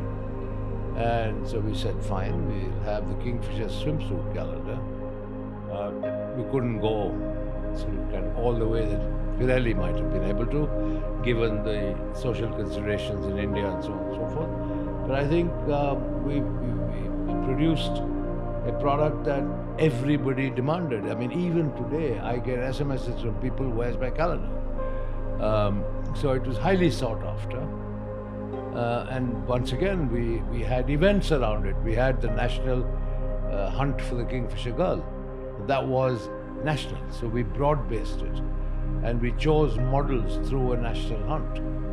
And then, of course, we'd have events around the calendar, shooting the calendar, and then launching the calendar, all of which was consistent with the brand positioning and marketing strategy of Kingfisher. And why do you think that girls who became or who landed on the calendar, their careers skyrocketed? Well, because we chose the right girls. I mean, whether it was Deepika Padukone, whether it was Katrina Kaif, I mean, we had all the heroines and the stars on the calendar in their younger days. But they were not stars back then. They were became not. after. We picked well. We picked the right talent. Did you also help them after the calendar, or it was just the engagement was only till then? The calendar, and that was it. I did it because it was a fantastic marketing tool. It didn't bring anything to me personally, but it did wonders for the brand. The same thing with the McDowell marketing campaigns, right? Okay. Talking about fast cars, I've always been passionate about cars. Right? And I have owned good cars, but not a fleet of them. In India, I had a couple of Mercedes cars, one Rolls Royce and one Maybach. That was it. That was all I possessed. But you have one of the largest car collections of vintage cars and stuff, right? Now we're talking about vintage cars, which is a totally different ballgame. Because of our nationwide presence on the ground, I told my people, look for vintage cars, because they were hugely neglected. Many cars went to India in the 20s and 30s. The Maharajas in India were probably the biggest customers for famous cars such as Rolls-Royce. But these cars were in a state of ruin. Given my inherent interest in cars, I said I want to collect these and restore them, which I did. I mean, in those days, I have bought a Rolls-Royce for 50,000 rupees with a tree growing through it in somebody's backyard, deep in Telangana. I have bought cars that have been rusted, parts missing, etc., etc., etc., all of which I lovingly restored over a period of time. That is my passion for cars. And those cars still exist. Of course, you can't export them. That's a Government of India policy. So they are in India. Tell me about the top 3 cars which you absolutely loved out of your collection. From the vintage cars back then which you owned, maybe in England or in India or anywhere. In India, I had, I think, a 1931 PS Arrow, which is a fantastic American car, and which I took to Singapore. I entered Singapore to Malaysia rally and won it, and very proudly flew back on an Air India flight with a big trophy in my hand. That was one of my favorite cars. I have a Rolls-Royce Silver Ghost that was supposedly owned by the Nizam of Hyderabad with a very unique body on it. That's a special car. I have, I think, a 1903 Darrac, which looks more like a horse-drawn carriage. It's French, with a single-cylinder engine, still runs. So yeah, these were some of the unique ones which were personal favorites, let's put it that way. What's the most ridiculously expensive thing you've bought in your life? I mean, it depends what. I mean, you're talking about a car, you're talking about painting, you're talking about property. Give me example of one each. No, I mean, look, I have a family trust set up by my father that, has acquired various properties in different parts of the world. The media said I had over 20 properties, probably one in each country I went to, which is, once again, a hugely erroneous exaggeration. Yeah, sure, I have properties in England, properties in America, where my kids live. I had a lovely property in France, which you rightly pointed out, owned through Gizmo, which is a holding company. And then when I had the big brewery business in South Africa, we had a home in Cape Town, which was sold when the business was sold because I had no reason to keep going there. That's about it. And you talk about one of your houses which was very spoken about, actually two of them. Yeah. One is that big bungalow which is above, which is in India at the Kingfisher That's in Tower. Bangalore. Bangalore. It What was the It intent? started off as a joke. Okay. What story behind the it? brewery house, which is the bungalow, was on that piece of land for over 100 years. That's where I grew up. In that bungalow? That's where my father lived. And so when these developers came and asked me that land should be developed and that it would be very beneficial for the company and that there was a huge profit potential, I said, I should put the company first and unlock the value and the potential rather than be selfish and say, no, I'm not moving. So, in a joking way, I said to Irfan Razak of Prestige, very dear friend of mine, top man, I said, Irfan bhai, if you lift this building and put it on top of the tower you want to build, I'll agree. He said, okay, that's what we'll deliver. That's what they did. Wow. What is there inside the house? I always wonder every time I go to Bangalore. It's unfinished. It's unfinished because it's embroiled in this UBHL liquidation controversy right now. But, given that the banks are settled, and I think UBHL should come out of liquidation and be restored to its shareholders, which is what I'm working on now. Was this also a reason why, because you marketed so well and you marketed at the place or with the tools which were very, very public in nature, very loud in nature, there was a line which I read in a newspaper which said, you are a showman and your father was a businessman. Is that why people misunderstand you? Because of the nature of your... My father was a businessman, and I really am not concerned about being referred to as a showman, because the showman created the world's largest alcoholic beverage company, which my father as a businessman would have loved to see. Do you think your father, if he was here with you, things would have been different for you? You would not land in this? Absolutely not.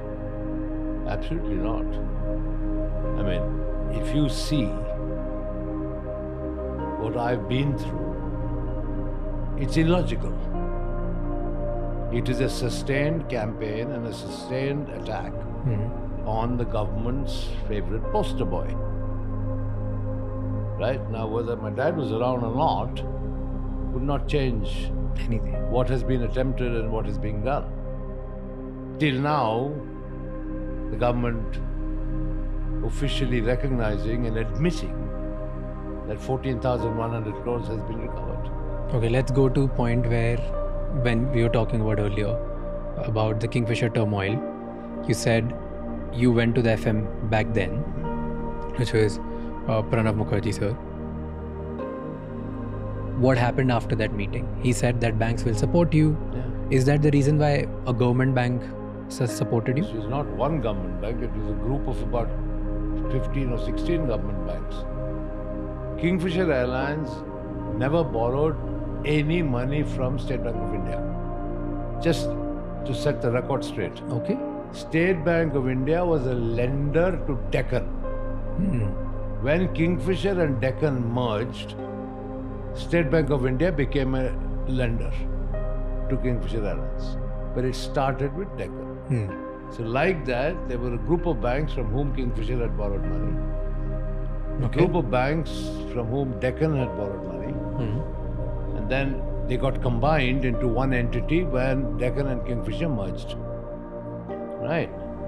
Yes, there were times when the sort of support from the finance minister at that time meant that, when I presented to various banks, including State Bank, that the airline needed money, they would recognize our financial needs, appraise them correctly through State Bank of India capital markets, and then sanction loans, even though the credit worthiness of Kingfisher Airlines may have been short of norms. To that extent, I'm grateful, yes. But then, I did my bit as well. I put in 3,000 crores of UB Group's money into Kingfisher Airlines.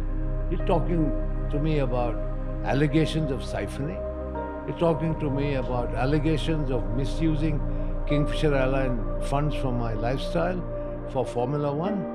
Nobody ever talks about the 3,000 crores I infused in cash into Kingfisher Airlines to keep it afloat. My good friend and, probably the most successful lady entrepreneur I've known, she's like a sister to me, Kiran Mazumdar, has often said publicly that Vijay put everything on the line for Kingfisher. I did. But that's not appreciated. That is not appreciated. That's sad. But let the narrative be what it is. See, you put everything you had into reviving Kingfisher Airlines because you believed in the vision. Yeah. Right? But at the time when you asked loans, the company was not doing that great. Correct. Right. So you still got loan from the consortium of 17 banks. Correct. The reason was they believed in your vision, or the reason that they were influenced by the government to give you the loan? They believed in the vision. They did their own appraisals, right? And please never forget, I gave my personal guarantee. And United Breweries Holdings Limited also gave its personal guarantee. If anybody had, bad intentions, if anybody had intentions to divert money, siphon money, steal money, would anybody put themselves on a line with a personal guarantee? Think about it. So all this narrative of chor कभी अपना personal guarantee देता है क्या? That is why I say, in the last 9 years, I haven't bothered about changing this narrative, because it is what it is. It's written by the Indian media, of course, prompted by the government, who have had their own press conferences, etc.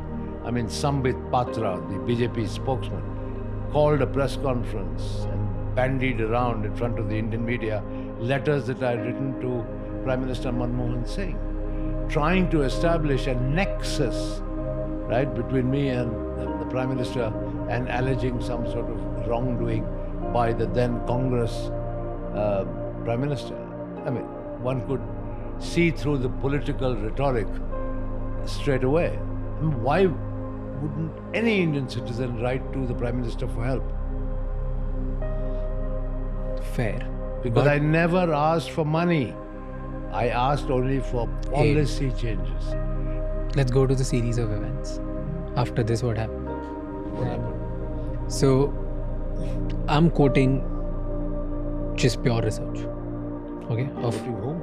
Quoting pure research of what's out there on all the newspapers. So you got a loan from banks, and usually the normal nature of providing such big loans is people give you this kind of loan against collateral. And in this case, bank took brand name of Kingfisher as collateral and gave you the loan. One of the collaterals. One of the collateral. What were the other collaterals? Several other stocks, shares, property. So stocks and shares. Shares, property. And stock and shares, which is again quoted, at that time were at the price of 38, 39. But banks got it at 68, 69. You're talking about Kingfisher Airlines shares. Yeah. What about all the other shares of UBL and USL? Nobody talks about that. But Where do you think they got this 14,000 crores from? I'm talking about back then. Like, they're not. 1 minute. They have sold assets and realized 14,100 crores. Yeah. A large part of which were my shares. So you have only focused on brand value. You've forgotten about the shares. No, I'm talking about shares. Wait a minute. I never suggested that the brand value would generate 14,000 crores. My shares that were pledged did. So there's your answer to all this narrative. So you're saying that... I'm not saying, it's fact. No, so the facts are, which you are quoting, is they took shares of Kingfisher Airlines at the double price because they were also getting shares of UB. That's why there was some kind of negotiation which was played on. No, it was a multiple basket of securities. But still, why would a bank pay twice the share price? Look, nobody dreams up a share value. Okay, there were professional merchant bankers, including State Bank of India capital markets involved. They arrived at a share value. The part of the loan package was that Kingfisher's shares in the airline itself needed to be pledged to the banks. But that was not the only pledge. It was part of a basket. But then the media chose to focus only on that. So I would like to ask the legacy media, where did the 14,000 crores come from? But you made such a hullabaloo about share price of Kingfisher Airlines. Now you see. Now do you see how people pick and choose to discredit you? Isn't it pretty evident? Okay. So then this happened. Again, a business decision by banks. They did everything. There was no influence involved. It was pure play business decision by a bank between you and the banks. You should ask them this question. You lent the money. On what basis do you lend the money? They should answer the question. I'm the receiver. First of all, and let me clarify here, when you keep saying you borrowed, I never borrowed one naya paisa. Vijay Mallya has never borrowed a single rupee from anybody ever. It was Kingfisher Airlines, the running company, that borrowed. I was a guarantor. There's a big difference. And then the money came in, but Kingfisher Airlines was still bleeding. Whatever the case may be, I also put 3,000 crores. You put in 3,000 crores, you put in everything, and you tried to revive it. And then one series of events happened where there was a non-payment of the oil bills, and that's why the oil companies started asking you for advance money, and that shaked you a little bit more. But yeah, the working capital cycle got disrupted. It's natural. Then there was another series of events that Kingfisher Airlines was not able to pay the airport fees, the landing charges. Listen, when a company goes through a cash flow issue, it affects everybody. Yeah. You cannot isolate one particular creditor or vendor. No, so I'm coming to something. If there's a cash shortage, okay, it's across the board. So across the board, then there were catering companies which were affected. Whoever. There was no food. Everybody. After one by one, there was non-payment of certain things, cash flow issue. Did you, at any point, did you think that this is not going to work?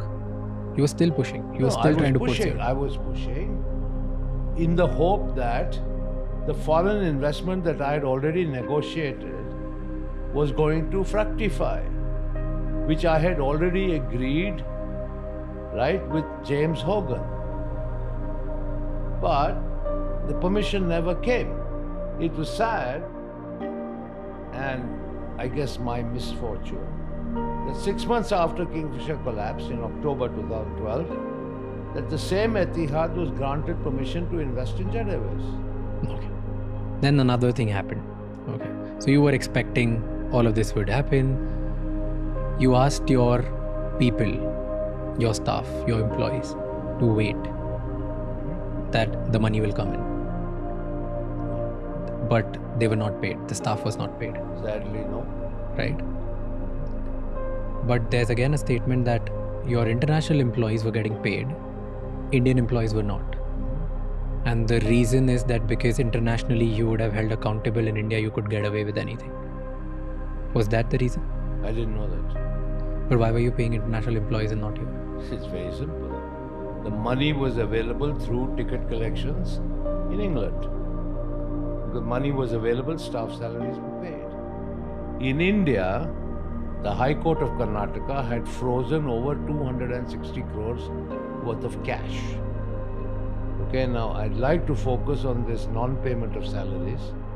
There has been a hell of a lot spoken about it, right? Which has pained me no end. It has seriously pained me. In my track record as chairman of the UP Group, I would ask anyone to check on how I cared for my employees. I was proud of the care that I gave to my employees. Why would it be different for Kingfisher employees? The company in India had no money. There was UB's money of 260 crores in the bank, with the bank under the control of the government of Karnataka. We applied officially and formally to the High Court, please release the money to pay the salaries. The court said no. Why? The same banks objected. The same public sector banks objected. Why? Why? Because they said wanted. that money belongs to them. Because the company had defaulted in payments. But as far as I was concerned, I asked the court, please release those monies to pay the employee salaries. The banks objected, the courts refused. But you personally took salary from Kingfisher Airlines, 33 crores a year? No. I took salary of 33 crores a year, I wish. Why do they talk about it Who then? talks?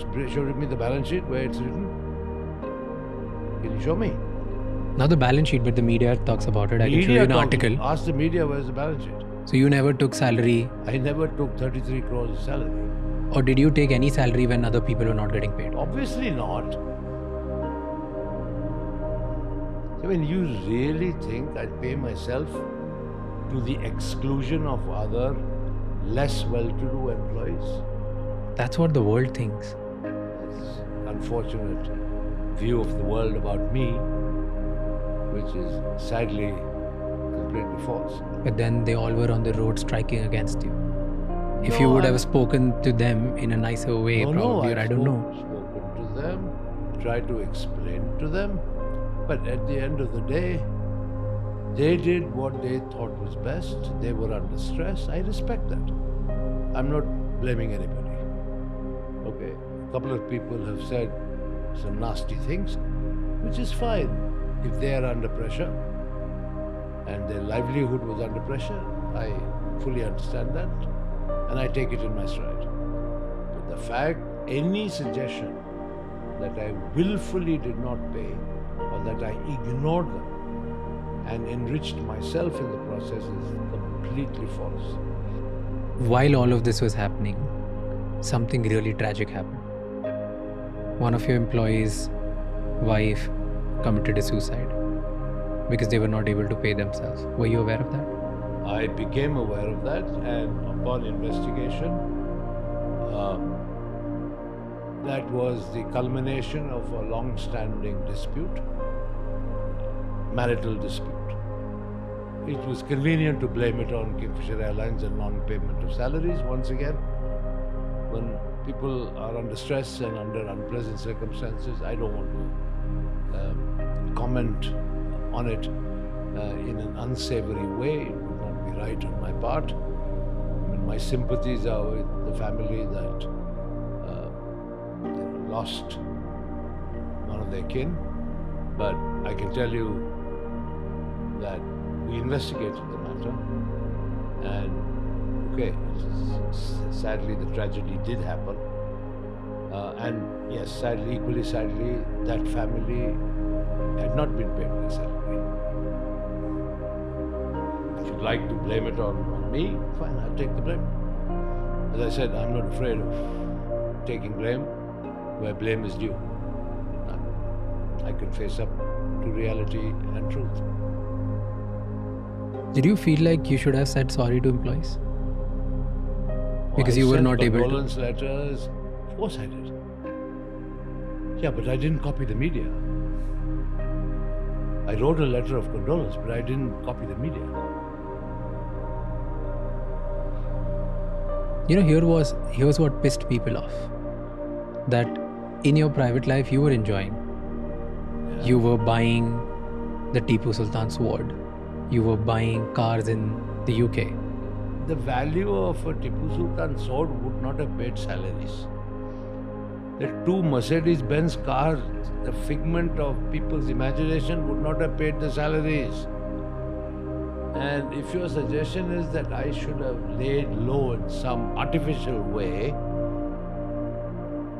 forget the employees, forget the shareholders of all the other businesses, United Spirits, United Breweries, MCF, everybody. Really. That would have been very fair, isn't it?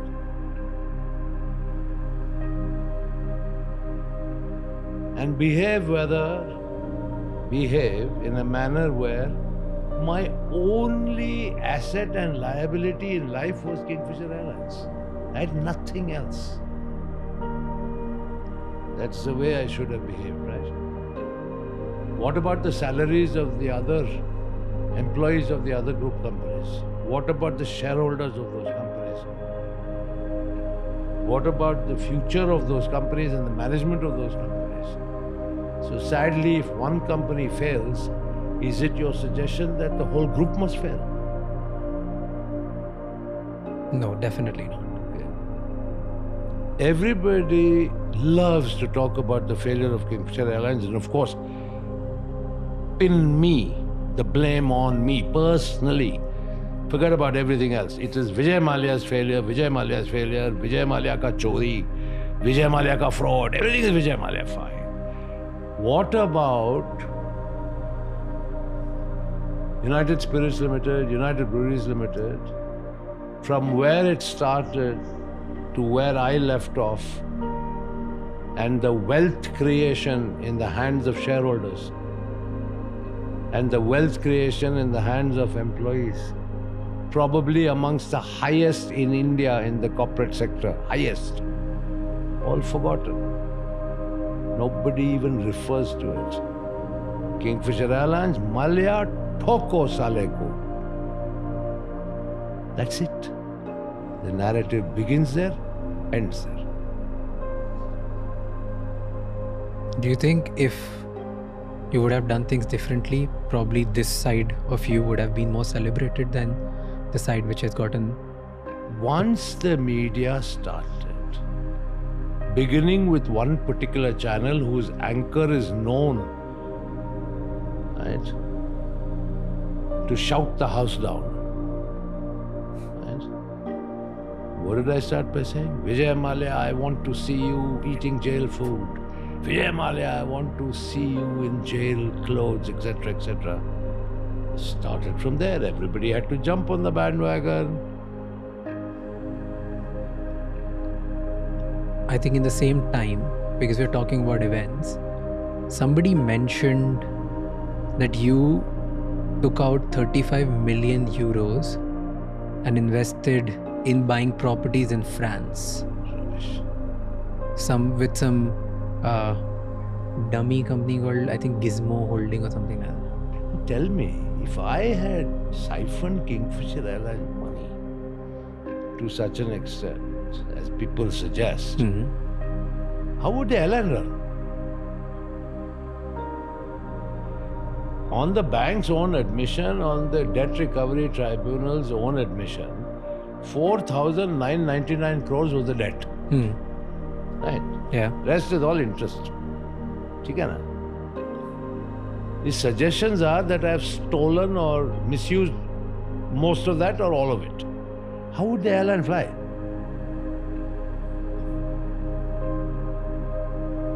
If all the money borrowed from the banks, Vijay Mallya pocketed it, how would the airline fly?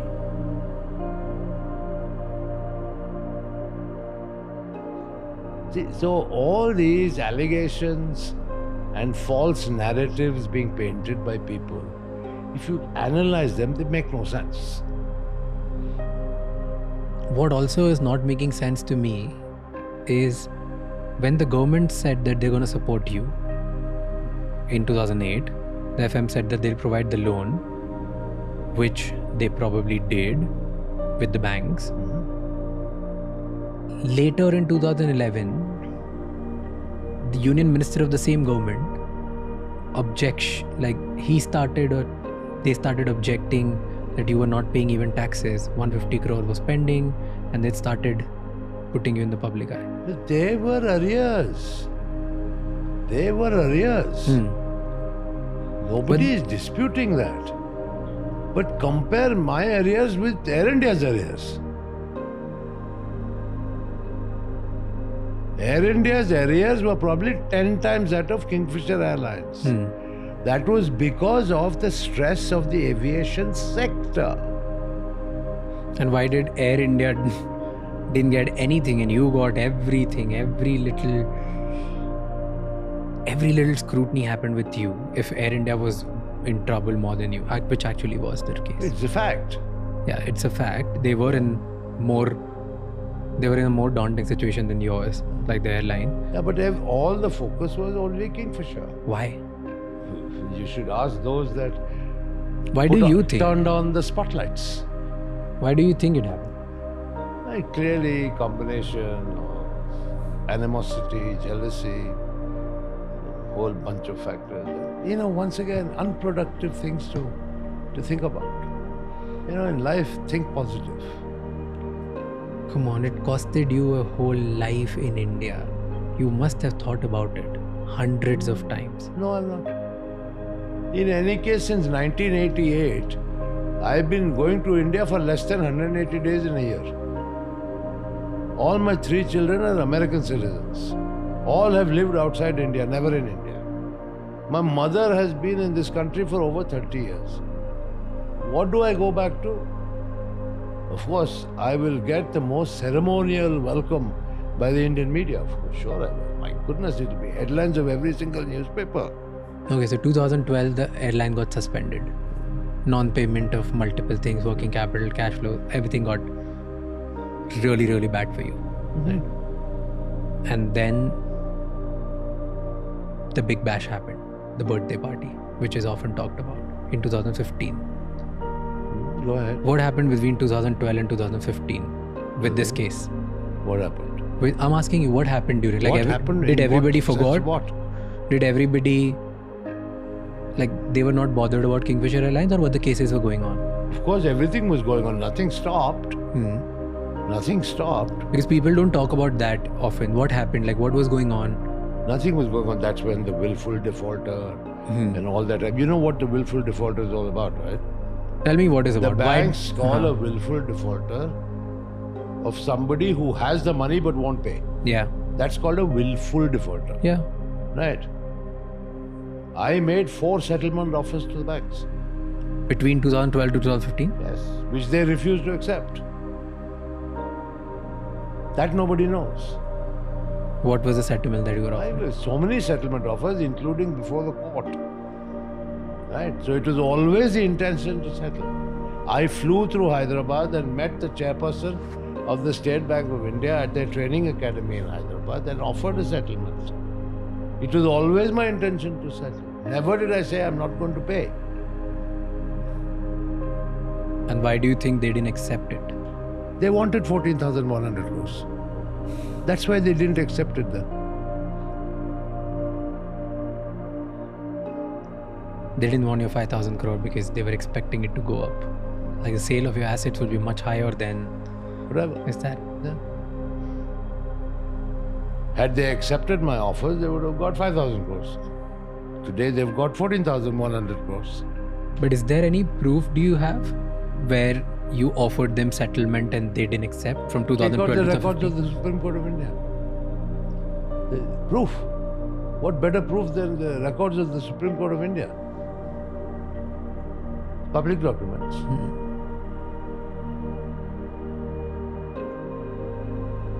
So let's say you offered, nothing happened, nobody, not even a needle moved. It just kept going on. It kept getting worse, and you knew this trouble was going on.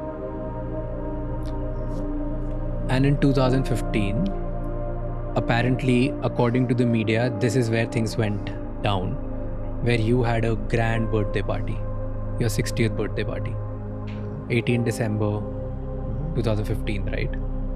Correct. What happened in that party? Nothing. It was a party that... normal party that I had. And I've had so many of them over the years. Do you think you shouldn't have done that party or made it so public? But why? Why? Because the whole narrative is against you. You spending... See, this is what a common person would think.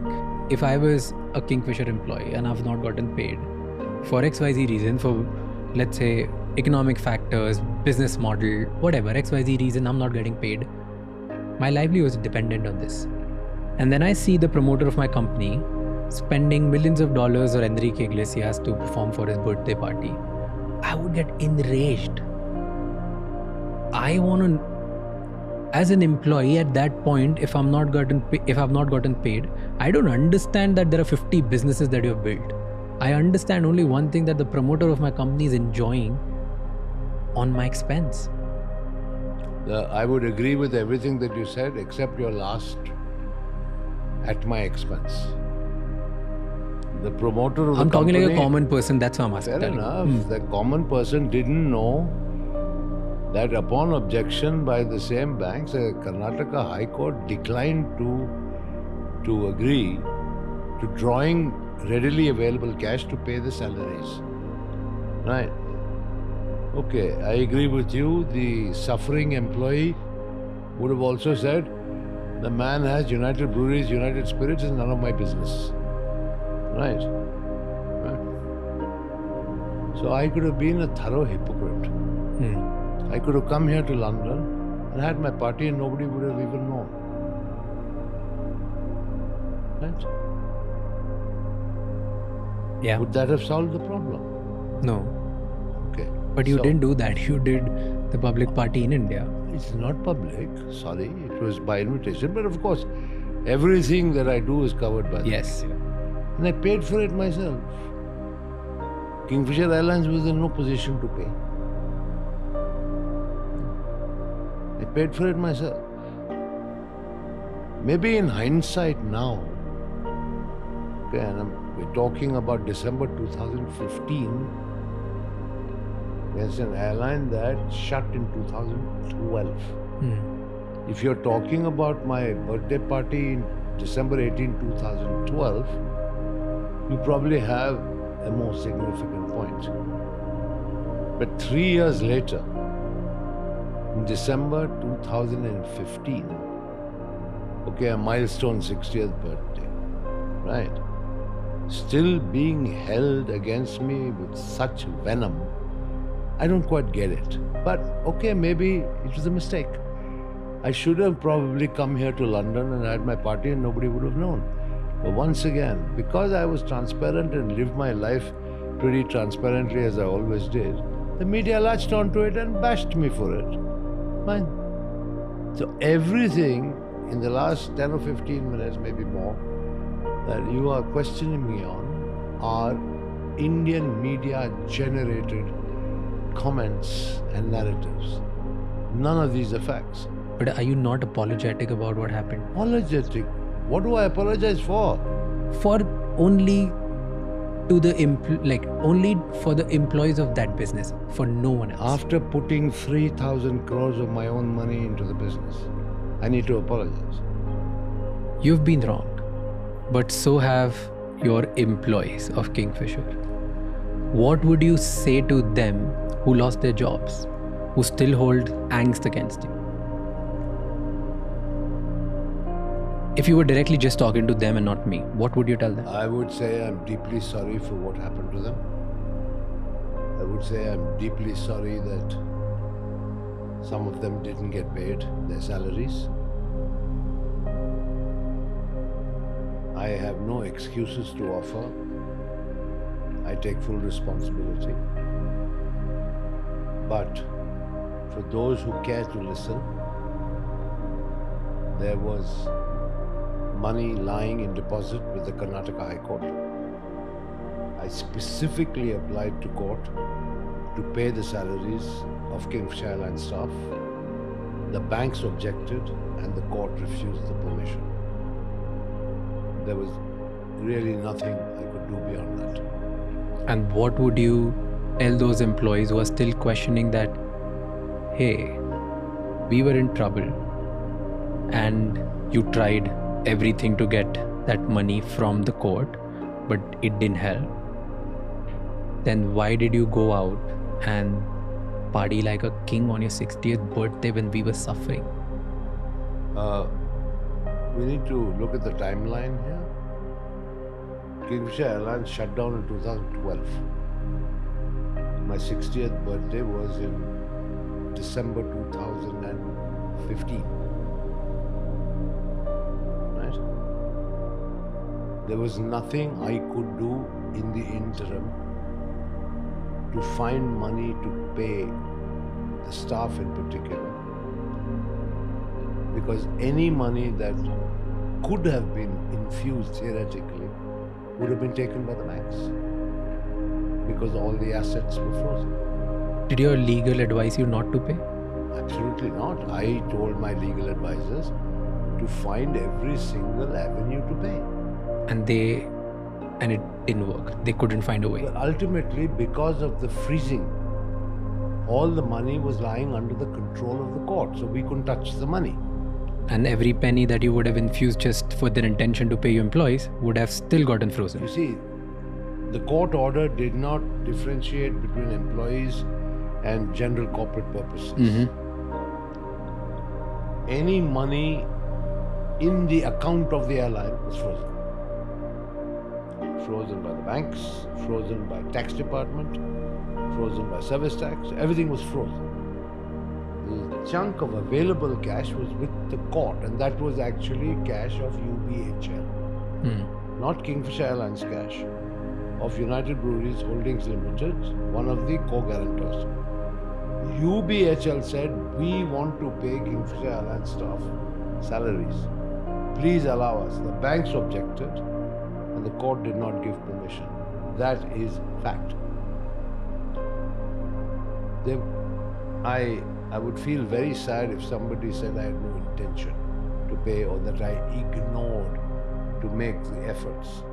I made every single effort I could. Do you ever feel sorry that you couldn't do anything to give money to the employees? Obviously, but are you suggesting that I'm not sorry for what happened to Kingfisher and the collateral damage that was caused to everybody? I'm asking you, are you? I said I was very sad about the fact that... You were sad, but were you sorry about it? Sorry. I apologize publicly to everyone for the failure of Kingfisher Airlines. Till today, I'm willing to apologize. I did my very best. I tried very, very hard. I put in my money, blood, sweat and tears. It didn't work. Sadly, it didn't work. I'm very sorry. At the end of the day, frankly, It's what I think of myself when I look at myself in the mirror in the morning. Have you done good or have you not done good? Are you a success or are you a failure? What is the answer? I'm a big failure according to Indians. Fine, I'm a big failure. But when I look at myself in the mirror, I don't see failure. But does it bother you? Who created 1.75 lakh crore market cap in the alcoholic business? Who created it? Even after creating such a behemoth, people think you're a failed business owner. Fair enough, so let Does them it think. bother you? And who made Kingfisher Airlines so public? Who made it? Damania Airways started and failed. East-West Airlines started and failed, right? Jet Airways eventually failed, right? Modi Luft started and failed, right? Paramount started and failed. You read about them. Only Kingfisher and Mallya. Is that not a targeted attack? Because here's what got crafted after it. Who crafted it? I'll tell you. I'll come to that. Tell me. Then... So tell me, what about all these other aviation failures? See, nobody cares about them because nobody was as public as you.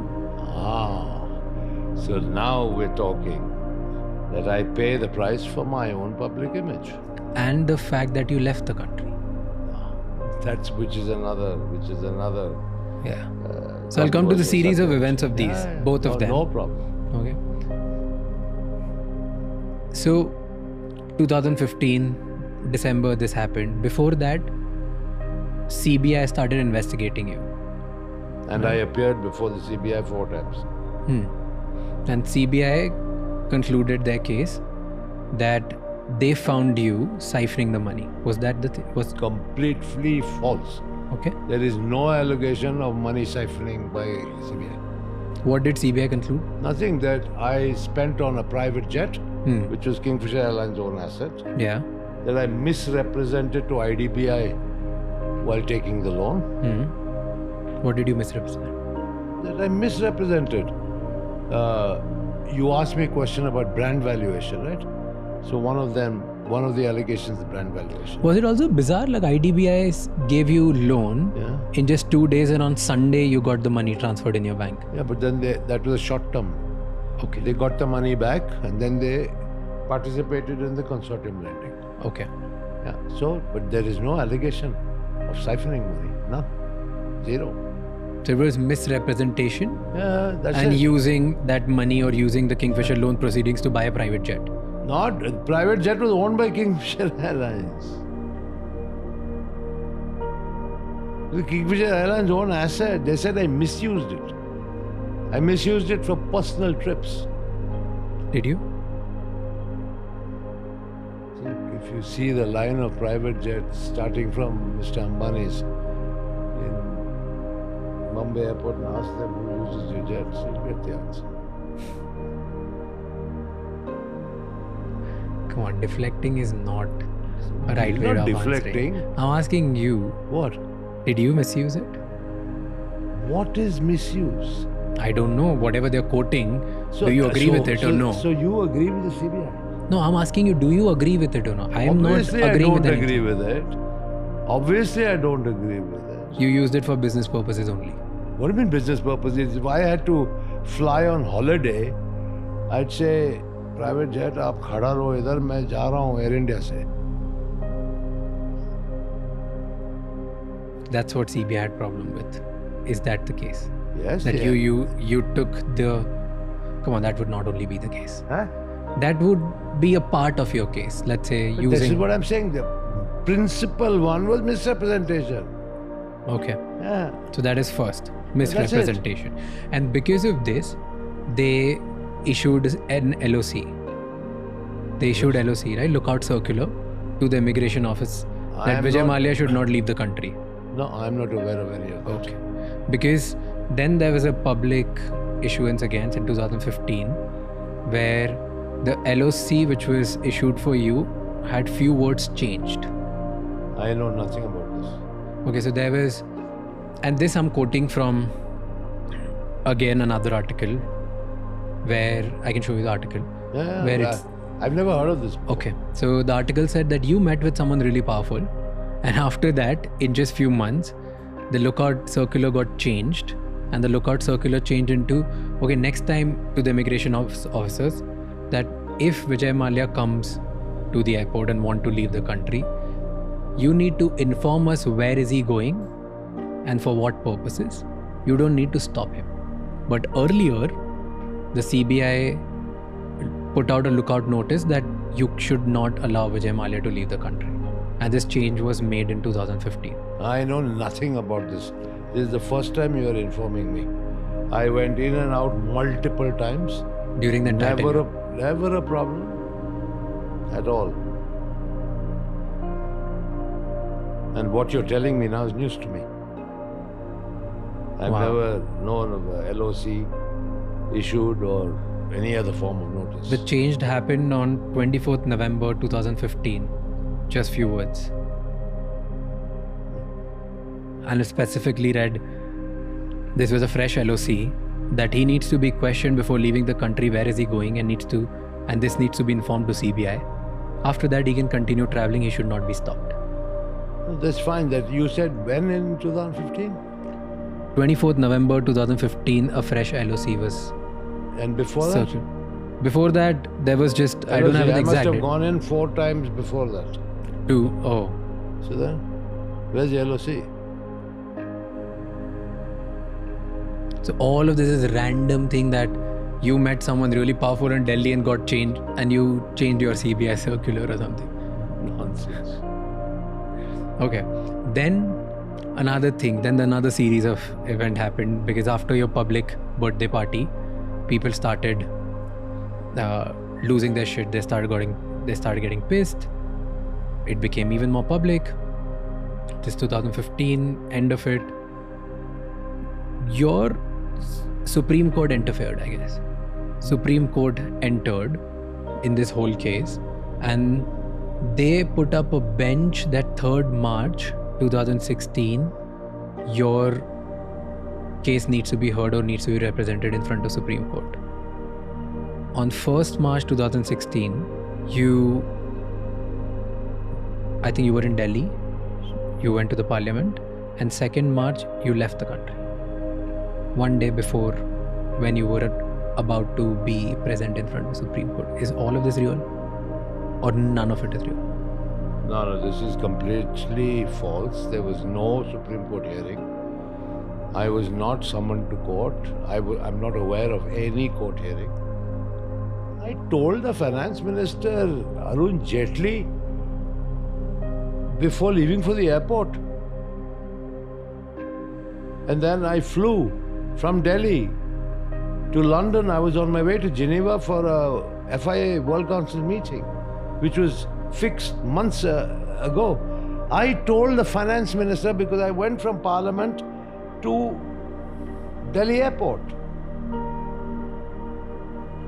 When this news hit the media,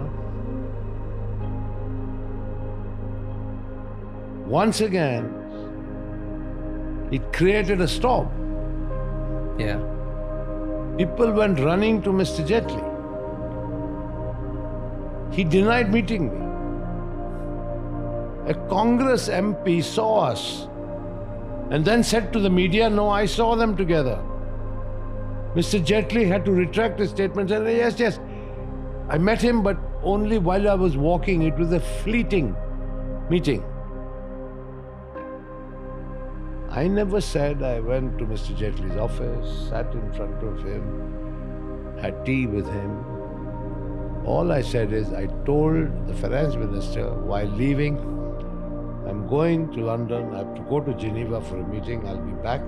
Please tell the banks to sit across the table and settle with me. How long does this take? This one sentence? A minute or two. चलते चलते बात हो सकती है ना? हाँ. मैं थोड़ी ना कहा कि मैं कुर्सी और मेज के सामने बैठ के डिस्कशन कर रहा था. But you see the way He denied it. Then when the Congress MP pointed out his mistake that he saw us, he quickly changed. This is the problem with the media, particularly where I am concerned. They conjure up stuff, they blow things well out of proportion. Okay, if it's good for their business, let them continue doing it. So all of this is nuisance. That on 2nd of March, you left Delhi airport for London in a Jet Airways flight 9W122 from T3 with 55 big suitcases. And somebody says 27, somebody says 55. I mean, different newspapers, different stuff. What difference does it make? They say LOC, then they say no LOC. Then I tell the finance minister I'm going. Then he says no. Then he said no, he had a fleeting meeting with me. And all this 15, 18 suitcases, complete and utter rubbish. So your intention was never to leave the country? Look, please understand this narrative of Bhagya, Bhagoda. Because this is where it starts. Yeah. This is coming from people who don't know their facts. Tell us the facts. I came to England in 1988. I got my indefinite leave to remain, ILR, in 1992. For 32 years, I have been a permanent resident of the UK. Allowed only to spend 180 days in India because I have preserved my non-resident status since 1988. Right? That is why I used to go back and forth so often. Right? So I came. I was attending a scheduled meeting in Geneva, like I told you. What happened? The loudest anchor in the television industry started. All the media piled on. Huge hangama. How did Vijay Mallya leave? How did he leave? Like any normal person on a Jet Airways flight. That too after telling the finance minister that I'm going. Driving from Parliament House to the airport. Right. So this whole tamasha started. Right. How does government normally react to media frenzy? Check your own facts. So I said, okay, let things cool down. On top of that, I was negotiating with my foreign collaborators to sell certain shares so that I could pay the banks. My intention was always to settle with the banks. Right? Yeah. So I wrote to the enforcement directorate who sent me a summons. I need some time. I'm negotiating. I want to settle with the banks. I've got some business to do. I've already appeared before the CBI. Of course I will appear before you. Right? Just give me some time. What happened in the meantime? They revoked my passport. Revoked it. When? When was this revoking? 2016. Oh, right before you left. Before Right after you left. Yeah. Passport gone. How to travel?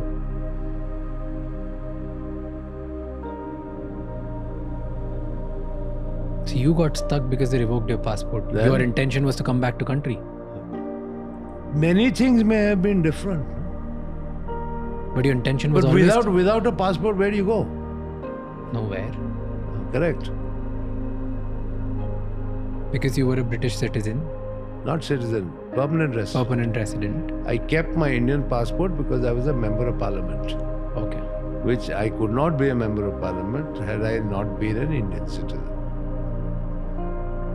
So if your intention was to come back to the country, why didn't people allow you?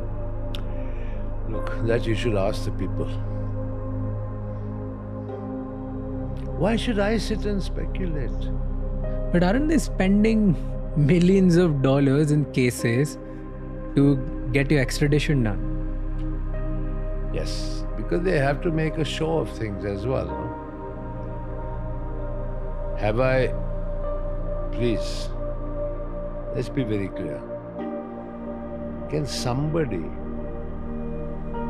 the government say to the public, what crime have I committed for which I must be investigated? Have I stolen money from the banks?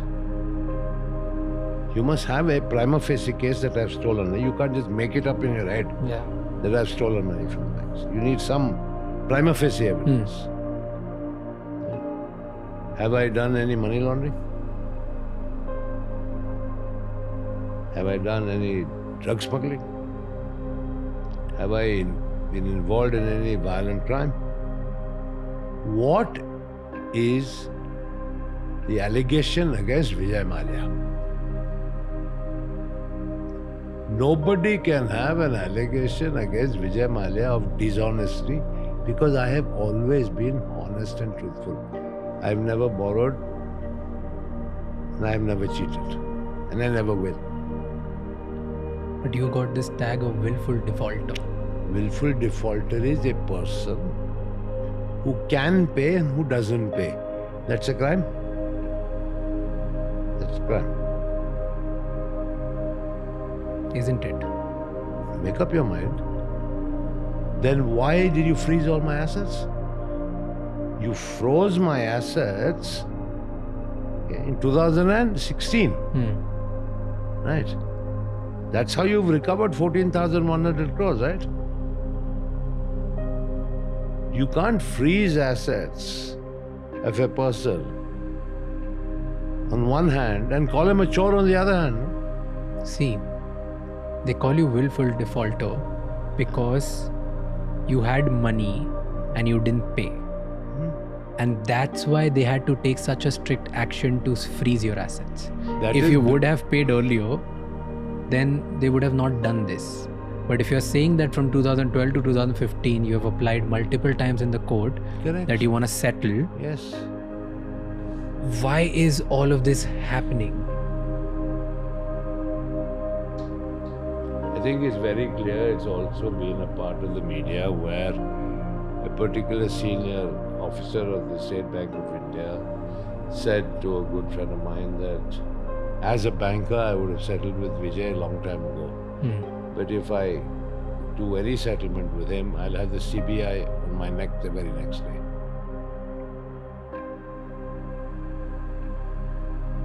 And why do you think CBI has to do all of these things? Because technically you're saying banks want 14,000 crores. Isn't the CBI called a caged parrot? But then banks ultimately want 14,000 crore. So they don't want anything to happen. Why would bank want to settle you? Who knows? If you go to the banks today, they may tell you, I owe even more money. Tell me real numbers. Because somewhere it's written 9,000 crore, somewhere it's written... There is no 9,000, that is all imagination. 6203 is the real number. Judgment debt. 6203, 6,203. And you have been vocal about it. I was going through your tweets. Publicly, you have been very vocal about that. Hey, I want to pay, come talk to me. Hey, I want to settle. There are multiple times you've just said it. I've shown you letters I've written to the banks. Nothing. We cannot engage with you. Period. Right? You were part of the parliament. And you were influential. You had money. You were powerful. You could do nothing about all of this. What went wrong?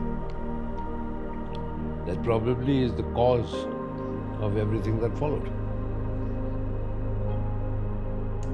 Who do you make a poster boy? Somebody who is insignificant, is it?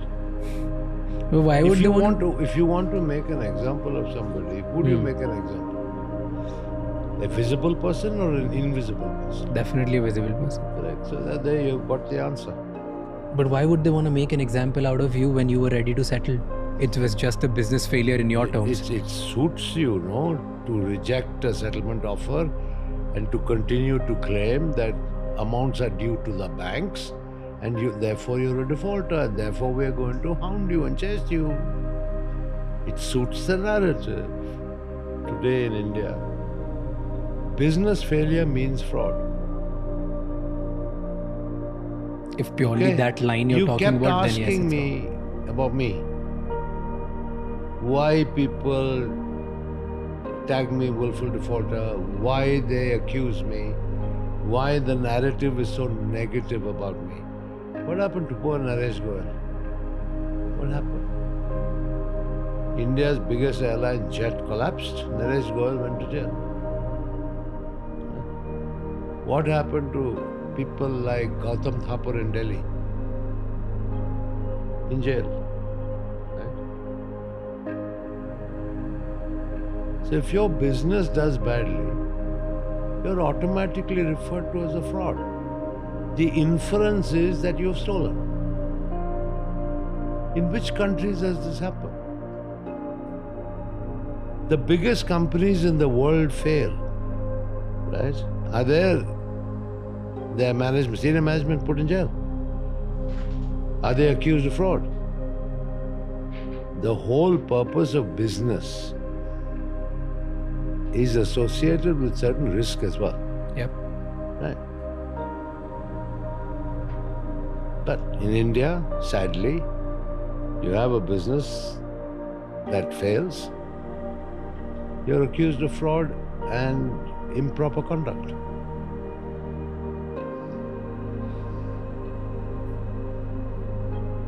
And people say, and the government and the agencies, that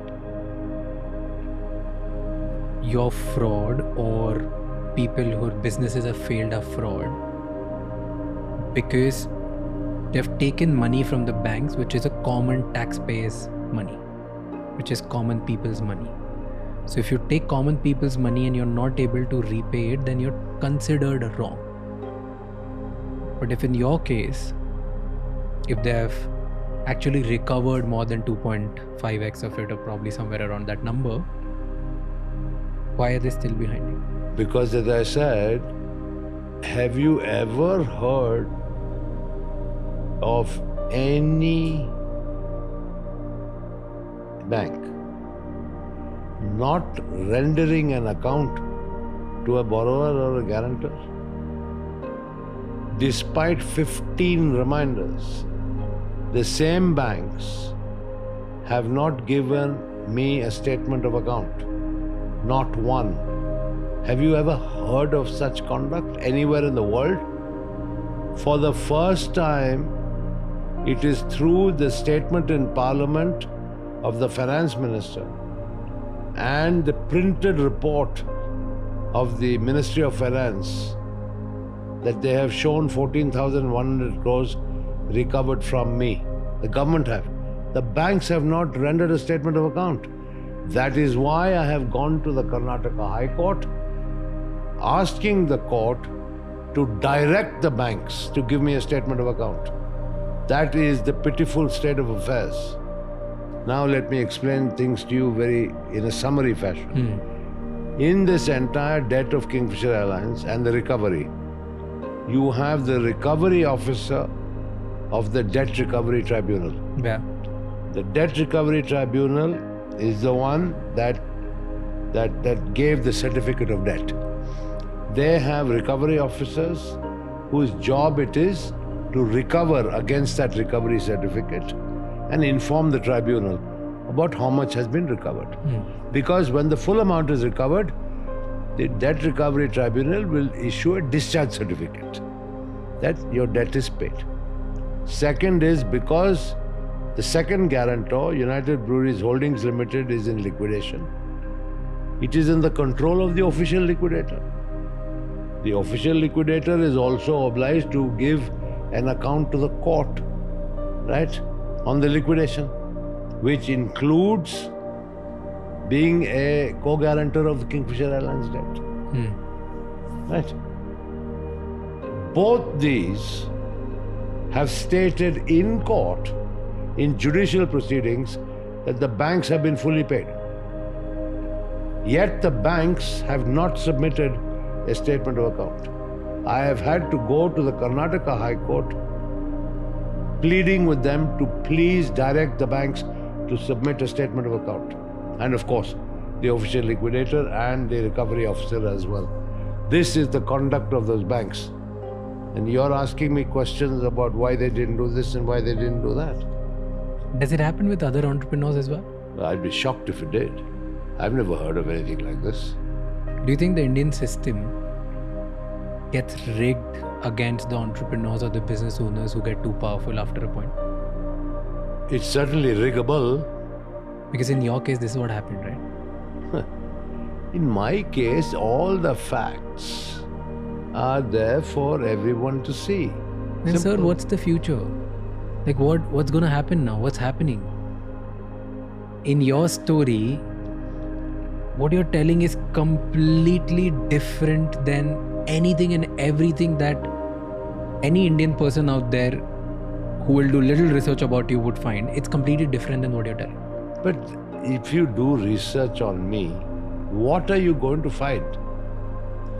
You will only find the narrative generated over a period of time by the Indian legacy media and to a certain extent the government and what they have said. And of course, when I say government, it includes CBI and ED and this, that and the other. All right, that's all you'll find. All of which is false narrative, either deliberately written or, in some cases with the media, ignorantly written. So is there a businessman, politician, media kind of nexus against you in India? I don't know who is against me except this government. And I made no bones about it that I am their poster boy. I am also a political football, right? You must have heard the narrative. BJP tells Congress, "Tumne loan dilwaya." Congress responds to BJP, "Tumne bhagne diya." Vijay Mallya is the football in the middle. What is the biggest challenge of doing business in India? Government.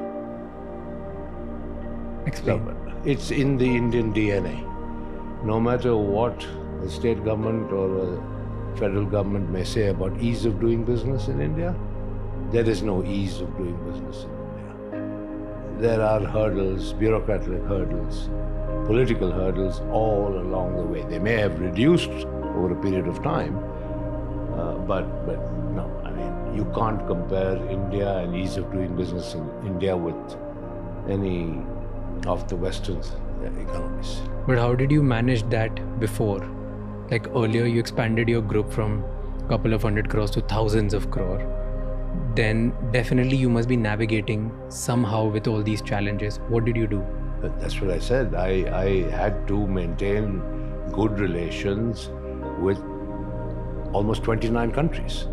That's the 29 states, all of which were empowered by the Constitution to have their own policy on liquor. So I had to effectively be in the good books of 29 chief ministers.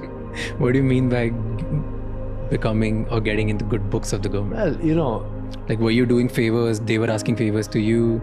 Was there... Look, let me tell you, when elections were announced, I would desperately want to take a holiday outside India. Why? Because I didn't want to be accessible. The politicians always felt that, you know, the liquor business was the cash cow that would meet their electoral aspirations. And you know, sometimes these aspirations were completely unreasonable and impractical. But no, I mean, look, dealing with government doesn't mean underhand exchange of money. It definitely doesn't. I mean, whoever said that, you know, I can buy my way through X, Y, or Z is wrong.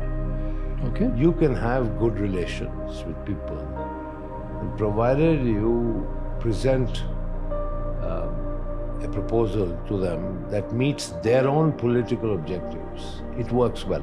But would there ever be exchange under the table as well? All of that used to work or no? You know, I'm not going to confirm or deny that because I leave it to your imagination.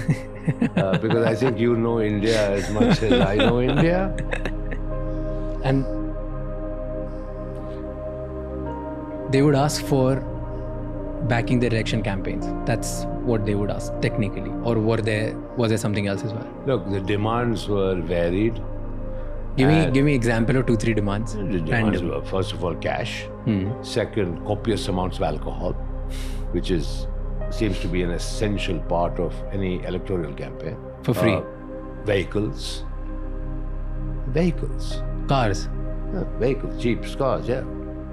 So it was multifarious. But the easiest for me was to disburse alcohol, which is, at the end of the day, I was in a privileged position, heading India's largest alcohol company. I could say, all right, fine, But yeah, alcohol plays a big role in elections in India, even today. How do you make money now? How do I make money? Like today, how do you make money? I get a modest salary from my company. Not the Indian companies. No. So do you own anything here? There are companies here or in other countries? Of course. I told you I've been a non-resident since 1988. Okay? Even though I sold Berger Paints in 1996, I've had several other businesses outside of India for the last 30 years. What was your net worth at peak in India? I don't know, because it fluctuated with the share value. But if any number you had? Subject to great amount of speculation. Okay. Frankly, what difference does it make? What's your net worth today? I don't know. Probably zero, according to the banks. Probably. Walk me through your day today. What do you do now? After all of this is done, what time do you wake up? How do you keep yourself busy? What do you do? Well, I have 6 dogs. I love them. I love dogs. I play with them. I like to keep abreast of international news. I love my dogs. I play with them a lot. I have a few classic cars, which I like to tinker with. But I have an office on the property next door with my staff. And yeah, as I told you, I have running businesses. And so I keep an eye on them. But sadly, a lot of time is taken on unproductive and very expensive legal matters. Sadly, once again, the banks in India, who are state-owned banks, public sector banks, carried their attack on me here even before the UK courts. So as if Indian legal proceedings were not enough, they even came here. Fine, so I have to defend myself. And the businesses that you run here, they fund the legal fees and everything that you're doing. Let's put it this way, there's enough to go around. What kind of businesses are here? The same brewery or something else? Oh yeah. Basically, alcohol, brewery, or all that. You love it. You love doing the same thing. That's what's in my blood. I used to joke when I was young. I said I was born in a bottle.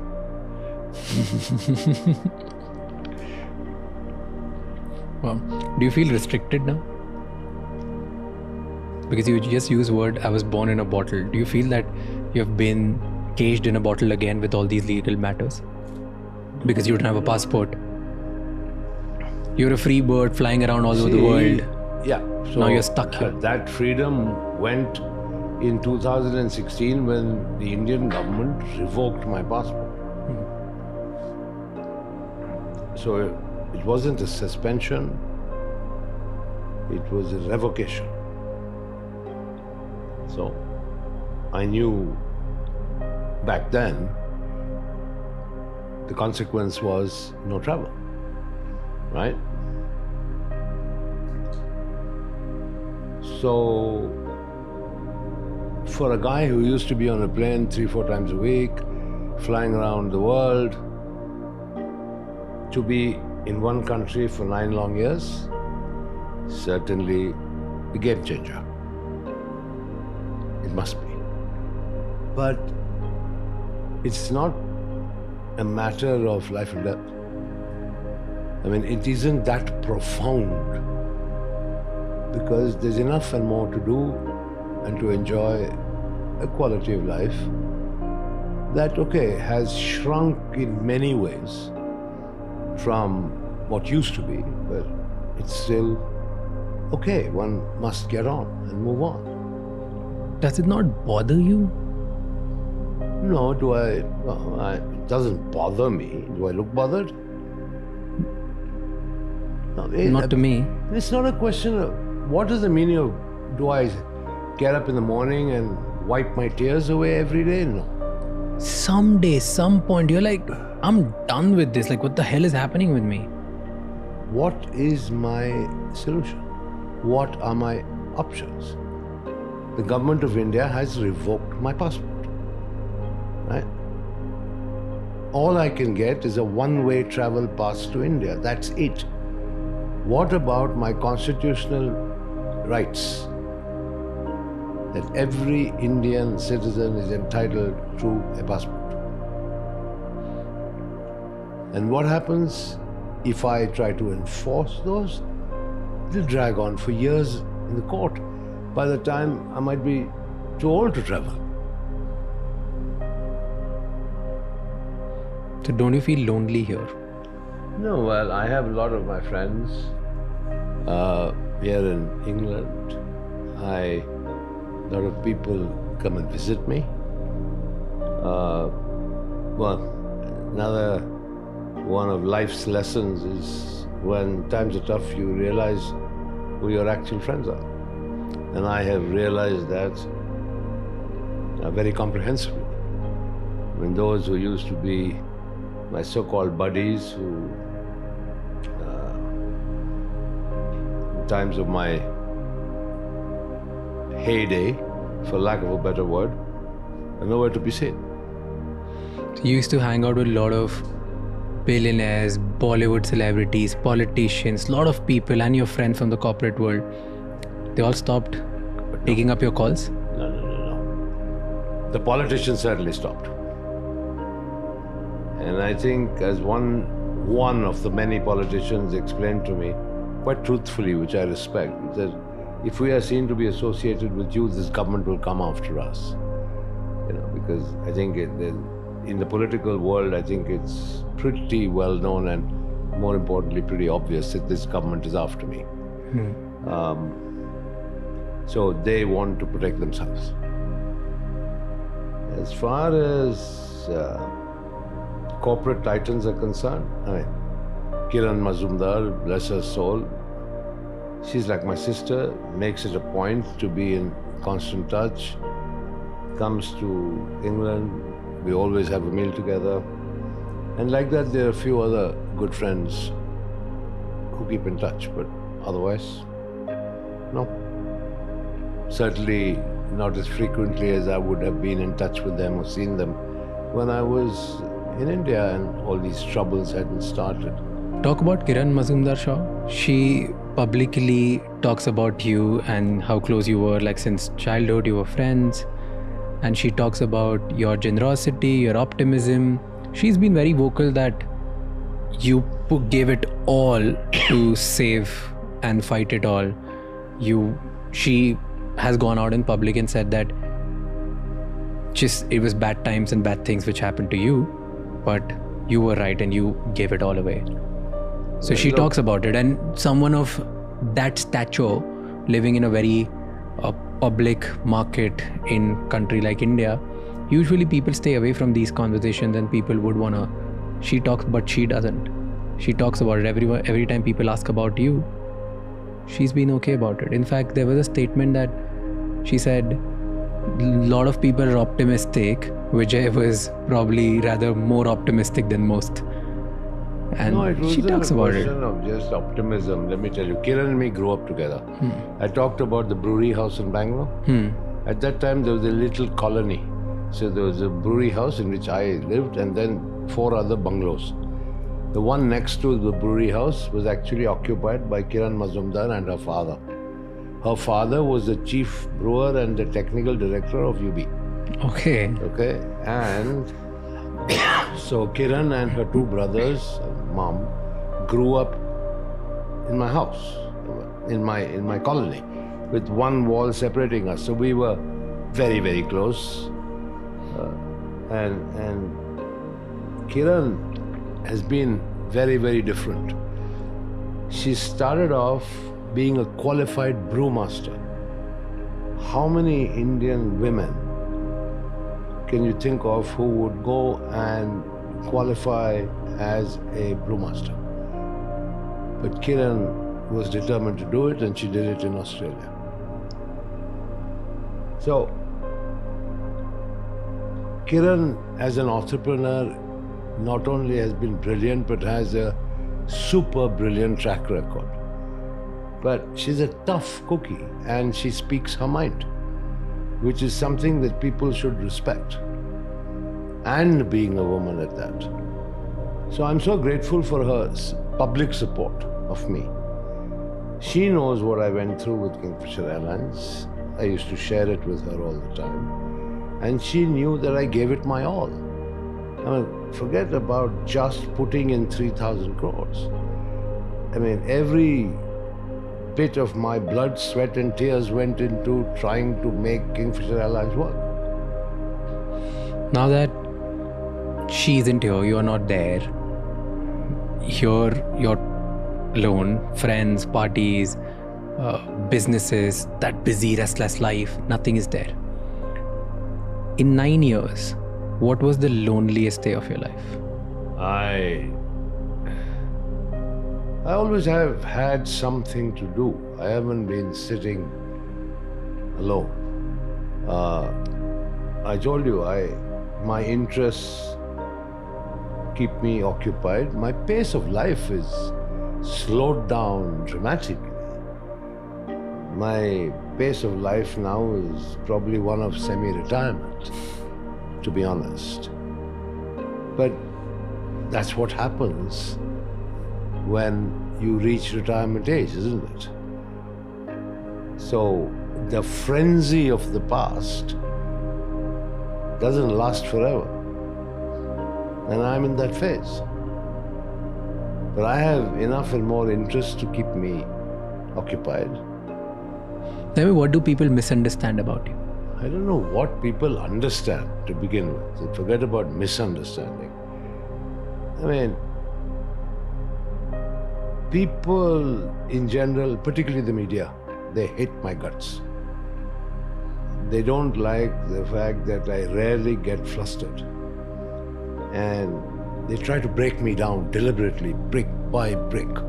They try very, very hard. But, you know, maybe it's my upbringing in life. Maybe because I started very young. I'm tough. And tough, so I don't get browbeaten. I don't get pushed over. I stand my ground. And the media hate it. They absolutely hate it. So, I've heard all this. Mallya is arrogant. Mallya is a show-off. X, Y, and Z. And the narrative keeps repeating time and time and time again. Because I have never taken out my handkerchief and started weeping in front of them. They would love that. If I did that in front of the legacy media, probably the whole narrative about me would change. But that's not me. Is this also... has this become your defense mechanism now? There was never any defense mechanism. Like now it has become your image that, hey, I'm not gonna break in front of you guys, so I'm gonna stick through it. And that's why I won't show my real side. I won't show my real emotions. I won't show what I'm feeling. But because what I'm feeling is real. There is no other side. There is no other side. Please understand. For 50 years, I've been in charge. I've been through a lot. I've been there, done that. It's toughened me up. I faced the crisis of Kingfisher Airlines. I felt it more than anybody else. I gave it my all, but I kept myself together because I was a leader. If I had crumbled and collapsed, the airline would have crumbled and collapsed a lot earlier than it did. What are you feeling right now as you talk about you gave it all and you still couldn't save Kingfisher? Well, I'm sad about it because, it's not just about Kingfisher. I have never been used to business failure. I took risks, I made bold decisions, and I built my core business in alcohol into something I could be greatly proud of. I failed with Kingfisher, and that hurts me more than anything else. Kingfisher was a wonderful product, probably the most awarded airline ever, providing connectivity to places in India that were never connected by air before, and in an environment promising growth. Today, India is the biggest single growth market for aviation in the world. Can you imagine if Kingfisher was still flying? It was just circumstances at that particular time, government policies that didn't help, and mounting losses.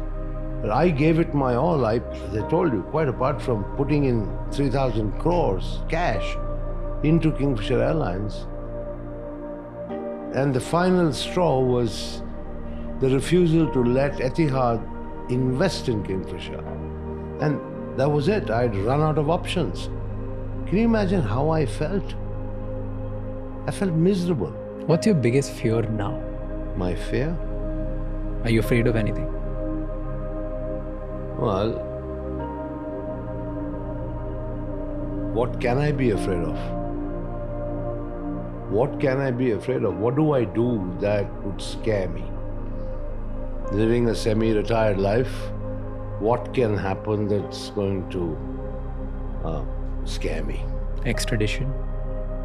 Oh, yeah. Look, if you're talking about the legal issues, there are multiple legal issues, all right, which I will defend before the courts of law, both in this country as well as in India.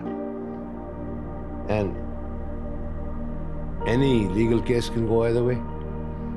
You can't sit and predict the outcome. Neither can you celebrate a potential outcome, and neither can you cry about a potential outcome. That's what legal cases are all about. But are you prepared for the worst? Of course, I have to face the worst. I have no qualms or no doubts in my mind that if the worst is what is destined for me, well, that's what's destined for me, and you face it head on. What do you think is worst? What can happen the worst? Oh, what I think is very clear, what the Indian government wants, what many of the Indian media anchors want: jail clothes, jail food, in Tihar or Arthur Road or God knows which jail in India. That's it. And spend the rest of my life behind bars. That's it. Have you ever imagined yourself actually going to jail? Well, if that's what is inevitable, what option do I have? Is it inevitable? Might be. I'm not an astrologer. I'll fight my way in court. Doesn't it scare you that I lived a king-size life and now I might end up in jail? And yes. That is how I'm gonna end my life, like, probably. Correct. So I said earlier today, right? 0 to 0. And you're okay with it? What option do I have? Do you ever wake up and think like, shit, why me? What is happening? Because in your head, you're clear and you say that you've not done anything wrong. So, do you ever feel like, why the hell me? Maybe that's my destiny. Maybe my stars are misaligned. Do you believe in it? No. I don't believe in astrology, but... Do you believe in God? God? Very much so. I'm deeply religious. I've gone to most of the temples in India, particularly South India. I've made my modest offerings to various temples. I don't know whether you know, but The Sabrimala temple in Kerala, the entire gold roof was donated by me. Tirupati, Tirumala temple, the entire gold plating of the front of the sanctum was donated by me. I've donated Dwajastambhas in the Subramanya temple and Mokambika temple. So I definitely believe in God. Do you not then question it? No, sometimes I don't question it. I believe in God so much. I do so much for my religious belief, and still I'm going through all of this. Yeah, well, ultimately God will protect me. That if I have to have a rough ride in the process, maybe that was also what God wants. Do you think winning the case is important for you now? Or you're like, even if it gets stretched, I've come terms to my life, I'm aging, it's okay? Unfortunately, the word stretch doesn't work in English courts. Okay, there's nothing known as stretching a case in this country. In India, yes, sadly. That's why legal matters take so much time to resolve. Here, dates fixed, trial dates fixed, decision rendered, story over. So you can't willfully kind of string things along. But is it important for you to win? Yes, because I believe I should win on merit. What have I done? I've done nothing wrong. I'm not a criminal. If you could go back to your younger self, what would you tell your younger self? Would you tell him to do anything differently? I think the values I've instilled in my son in particular and my three children is by example, my hard work. Of course they were very young, but they've seen how hard I worked. And basically the dedication and commitment to your objectives and your responsibilities. That's it. But would you go to your younger self and tell something different? What choices would I have? If you gave me a choice on what I would choose, I might choose. But if I was... Probably never start Kingfisher Airlines, because that all cost you the trouble. Yeah, good possibility. That maybe I should have just said, I'm going to stick to my core business of alcohol and just not do anything else. Do you think any part of it you would have dealt with little in a different way? Anything about you, about the choices you've made? Yeah, maybe I made one wrong choice in listening to the finance minister, Mr. Pranab Mukherjee. When I went to him, I realized the writing was on the wall. There were very tough times. And I told him I have to downsize this airline. And he said, no, you cannot, and the banks will support you, and so on and so forth. And yeah, I listened to him. Maybe I shouldn't have. I should have gone ahead and downsized it. And had I downsized it, the financial burden would have been far less, and probably Kingfisher would have been flying till today. What's one thing about extreme wealth that common people don't understand? I don't know, because I've never had extreme wealth. Ever.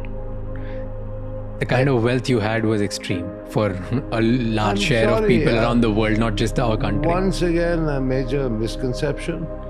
Just because I had the Kingfisher calendar with pretty models, just because I sponsored the Indian Derby in horse racing, just because I sponsored fashion, all of which were, to my mind, marketing tools with the singular objective of promoting my brands. And I got the tag of King of Good Times, which gave the impression that I was super rich. I didn't spend a penny from my pocket. None. But you were super rich. You still are super rich. I'm not. All my assets in India have been taken. Right? So yes, there were thousands of crores. They're all gone. Right? So what do I have left? That's India. Here, you're sitting in my house. I've explained my lifestyle. It's normal. What's super rich about it?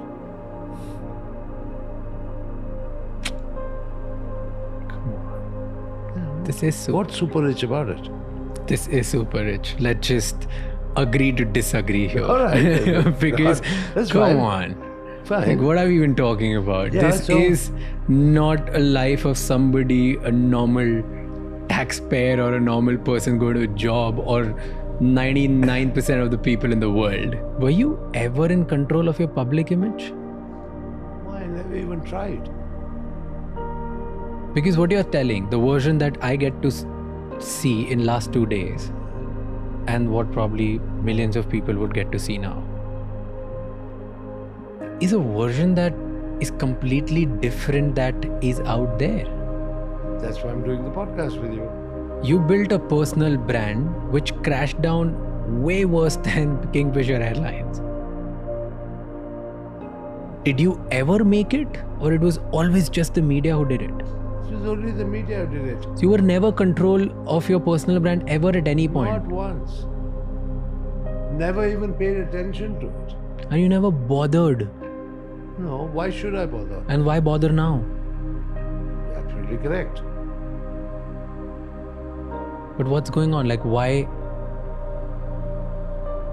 do you care now? Because I'm not talking about brand Vijay Mallya. I'm talking about how I have been wronged. I'd like to show you something. Right? Here is the recovery certificate of the Debt Recovery Tribunal. Right? It says recovery certificate 6,203 crores, 35 lakhs, 3,879 and paisa 42 only. That's the 6,203 crores plus interest at 11.5% with yearly rests. Right? So that is evidence of the debt. Right? Okay.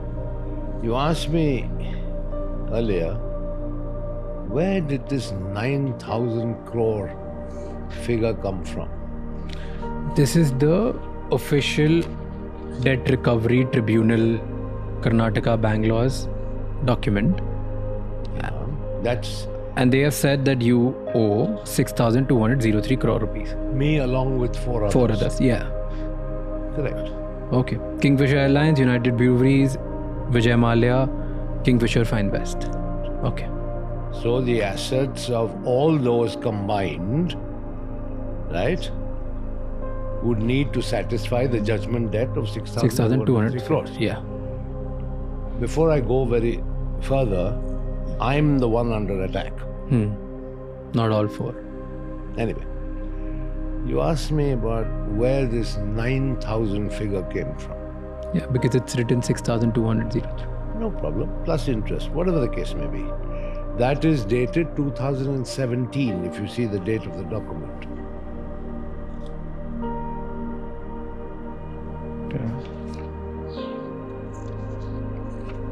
I can't see. Where is this? Maybe you should go to the end. Okay. Last signing. Yeah. Date of deliveries 26 July 17. Correct. Okay? And then I'll show you another report about an interview with the Prime Minister. Okay? March 29, 2019, in which the Prime Minister has said he owed 9,000 crore, but government recovered 14,000 crore, says PM Modi on India's action against Vijay Mallya.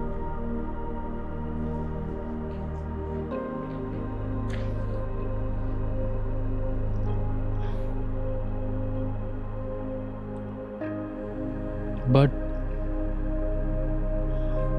So why would a PM say 9,000 crore? Where this number? I'm as perplexed as you are, because the banks have not ever submitted a statement of account to me, which in itself is very strange. But the Prime Minister has said it, and it has been widely reported, right? And it quotes the figure of 9,000 crores. Now,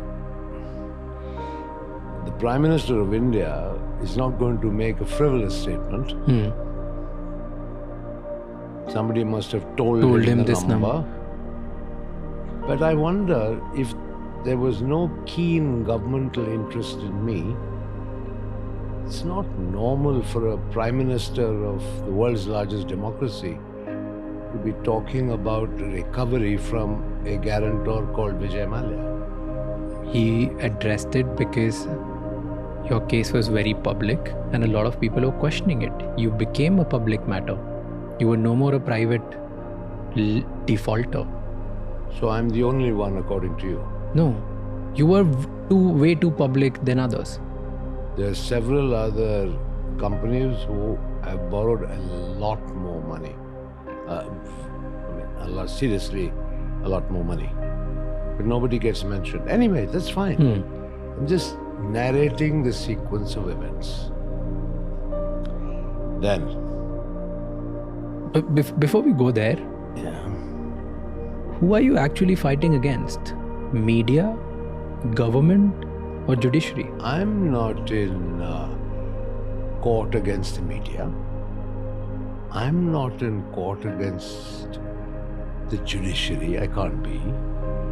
I'm defending myself from those who are prosecuting me. And the prosecutor is either the government or the bank. Simple. Okay. I'll go through the series of events. Let's go through those events together. One of the sort of allegations is that I improperly borrowed money from the IDBI bank by some sort of nexus. Yeah, between you and the general manager. And the chairman and managing director and executive directors, which is... A lot of people were involved, so that the normal rules of lending were not applicable to you. IDBI Bank had a Reserve Bank of India and a Ministry of Finance representative on their board. All the loans that Kingfisher Airlines received were approved by their board.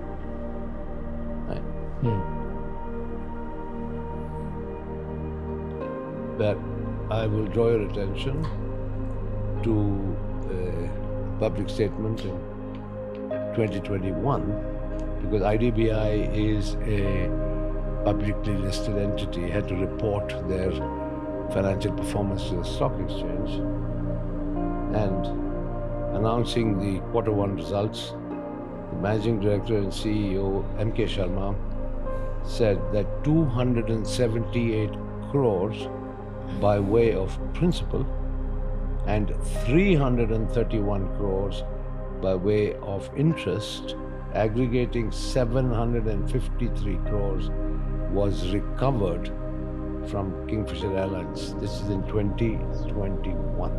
And therefore, IDBI was paid in full.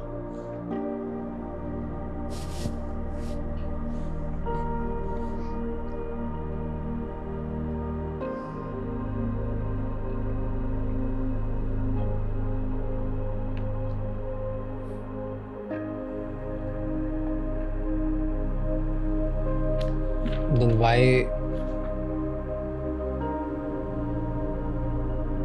does CBI and ED find you guilty?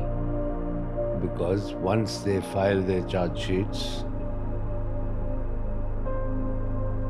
the presumption is that you are guilty until you prove yourself innocent, whereas the law requires the opposite. You are presumed innocent until they prove you guilty. I'm still waiting for the CBI and the Enforcement Directorate to produce evidence of my guilt. But they continue to pursue me on behalf of the banks. Now, you see here, right, this follows the finance minister's statement in Parliament, on the floor of Parliament, on December 17, 2024, which is a few months ago. But here is the annual report of the Ministry of Finance, printed, hard copy, for the year 24-25, in which they say, under 4.2.14, restitution of properties to victims of money laundering / legitimate claimants. Okay? And it goes on to say, the Enforcement Directorate is not only actively pursuing the economic offenders to unravel the money laundering, but at the same time is also making efforts for the restitution or return of assets to the banks and others who have been defrauded by the offenders. Right? The ED has successfully restored properties valued at approximately rupees 22,280 crores to victims or legitimate claimants. The details of the restitution / restoration done by ED are given below. Number 1, Vijay Mallya case. Quantum of properties restored 14,131.6 crores. And in the comments section, details of restoration says complete amount of attached properties have been successfully restored to the public sector banks. How did they recover 14,000 crores? What did they sell? What did they do? They have not given me a statement of account.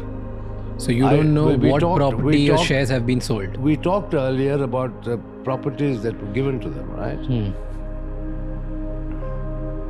So everything, walk me through it again if you can, please. What were the things that, how did they recover 14,000 crores? They attached all my assets. And highlight 2 or 3? All Top 3, my shares, which got like 14,000. properties, everything they attached. And they've sold. But in the absence of a statement of account, can you believe it? Right? That from 2017, the date of the DRT order, till today, 2025, the banks have not given me a statement of account. How much recovery they made on which date, how much interest they have charged, how the interest gets reduced because of recoveries made, etc., and what the net position is. Nothing. 15 reminders to the banks from my English lawyers remain unanswered. Letters from me personally to the chairman of the SBI remains unanswered, and my last letter requesting a meeting to resolve these issues came back with a response saying, we are not interested in meeting. I have had to go to the Karnataka High Court to request the court to direct the banks to give me a statement of account. Is this normal? Do you think there is another example like this anywhere in the world? I mean, it's ridiculous. So if I'm not targeted, then why am I being treated like this? But recovering all the money that you owed is not as same as you paying them willfully. These are 2 different things. So maybe you I committed. made 4 different settlement offers From in when? writing. From when to when? Till around 2016, including before the Supreme Court of India, which the banks dismissed. Before you left the country, you made this? Yes, absolutely. Absolutely. I've been trying to settle with the banks. Do you have that proof? Yeah, it's public record, Supreme Court of India records. Absolutely.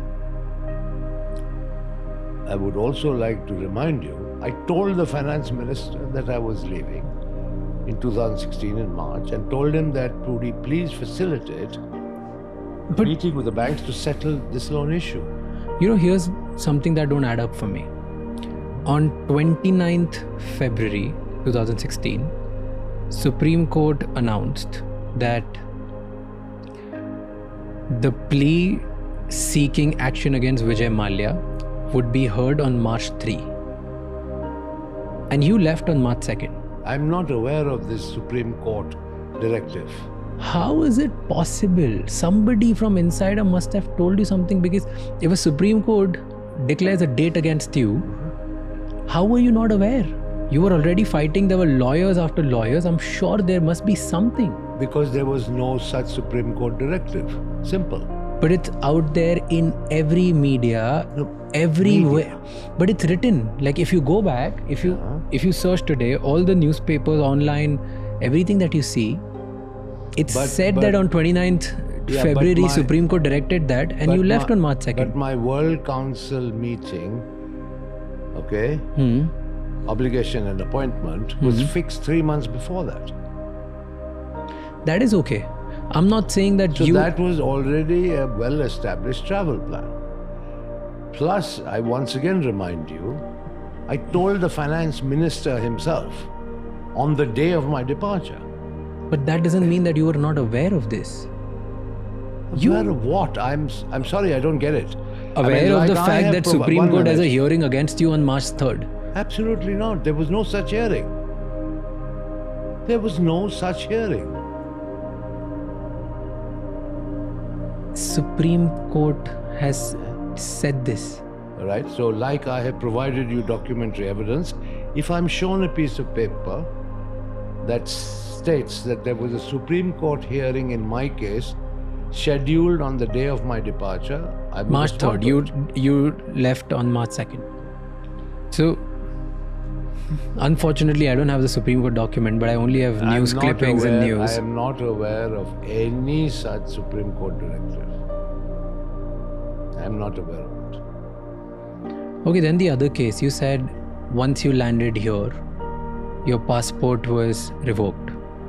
You wanted to maybe come back, but you were yourself in shock that the passport was revoked, right? Yes. Walk me through the day when you got to know that you can't come back to India. I don't remember the exact date, but like what were you going through? When did you get, like the moment you got to know that your passport been suspended or revoked? Yeah, but suspension and other forms of restriction would have been understood or perceived differently. But revocation of a passport, it's the most severe form of withdrawal, right? Revoke. Yeah. So, because I did not attend the summons of the Enforcement Directorate, to which I replied, and I said, I'm coming back, but I need some time. I need to arrange some money to pay off the bank loans, etc. But they revoked the passport. What they intended to achieve by revocation of my passport, I still do not know. But so on March 2nd you left. March 8th, banks informed Supreme Courts that you have left the country. On 15th April, your suspension came for your passport. Revocation. The suspension was 15th April 2016 and 24th April was the revocation. You know the dates better than me. Okay, fine. So from 15 to 24, MEA says that because there was no reply from you, they had to revoke it. Why didn't you reply after 15 when you got to know that your passport getting suspended? I replied to them. I don't remember, but they revoked the passport. I mean, that's what matters. Because you were not replying to them. That's what their reply is. That's what they officially told you. That's what they have said it officially in public. I'm not aware of that. I didn't go talk to them. I'm not I can only talk about what I could find online through newspapers. Absolutely. So that's the only thing, unfortunately, I could talk about. Sad thing in my case is a lot of people concoct things. But it's fine. I mean, ultimately the bottom line is the passport was revoked. Yeah. Yeah, so And then it remains revoked. So, didn't you fight back? What is there for me to do? To I get have the go passport to back? Court. Yeah. I have to claim my rights under the Constitution of India, that Yeah. I have a constitutional right to a passport, etc. Yeah, so fight like What? everyone else. Like the way you would go I- back and be like, this is wrongfully done to me. So let me get my passport back. I'll fight it. I'll come back to the country. I'll Raj. abide by the law and I'll fight in the courts. Raj, in your view, how many fronts should somebody open up?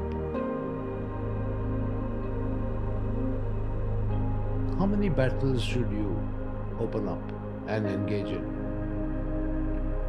Just everything? Unlimited? I have enough and more to do, right? And I want to focus my legal battles. Remember, they are not only time consuming, reading volumes of legal papers is no fun, and lawyer fees are expensive. So, one at a time. But don't you think it makes it worse for you because you didn't come back to the country? They tag you as fugitive, fraud, and all of these are tags because you choose to not come back to the country. If I have a fair assurance of a fair trial and a dignified existence in India, you may be right, but I don't. Would you be willing to return to country if you're assured fair trial? If I am assured, absolutely, I will think about it seriously. But you should also be aware that there are other people who the government of India is targeting for extradition from the UK back to India, in whose case they have got judgment from the High Court of Appeal that Indian detention conditions are violative of Article 3 of the Constitution, of the ECHR, and therefore they can't be sent back. The plea was basically the prolonged detention without trial, for which we all know there are numerous examples. They just lock you up and throw away the key. That's not justice. But you were here extradited as well, right? You lost the case. It's all right. I mean, I have a legal They base. arrested you as well and then they left, they That's granted you bail, right? What happened? Normal part of extradition. Normal. That's the procedure. What happened with the extradition? I think my stay in England is fully legitimate. But you lost the case in UK High Court, right? To the Indian authorities. There is more than the particular case that you are referring to. So there are proceedings, ongoing proceedings in this country. It's one of the legal battles I'm fighting that I told you about. But if you're assured a fair trial, what do you think is that assurance? What does it look like? What guarantees would you need that you would ever think of considering? That's something for the lawyers to discuss. But if you would agree with me, the conduct and the track record of the CBI and ED in respect of other unfortunate people doesn't inspire too much confidence in it. I mean, I can rattle off a whole bunch of names of people, right? See, let's talk about I just also your told case. you about the fact that in India, sadly, a business failure is compared or is equivalent to a fraud. But there are numerous cases of Indian businessmen who have defaulted on loan and they've still stayed in the country and have fought and they have not left the country. And that's why people don't call them chor. They look them in a bad eye because that's something which socially we are conditioned to look at in that way. But they've stayed there. That's why they've not been called fugitives or chor. Okay. And there are enough. cases like, there's so many cases like that. Fine, call me a fugitive for not going to India post-March. I didn't run away. I flew out of India on a pre-scheduled visit. Right? Fair enough. I did not return for reasons that I consider are valid. So, if you want to call me a fugitive, go ahead. But where's the chor coming from? Where is the chori? Because the agencies in the country, CBI, ED, all the courts, the highest court, they all have found misrepresentation of funds and they have cases against you, and they've concluded their cases by saying that your financial transactions were not clean. There's no chori there. You took loan, your company, Kingfisher Airlines, took loan to revive the company, but then you took that money and offshored that money into different accounts around the world. That's what the case is about. If I'm not mistaken, I think CBI in 2017, they concluded around 423 crores were found.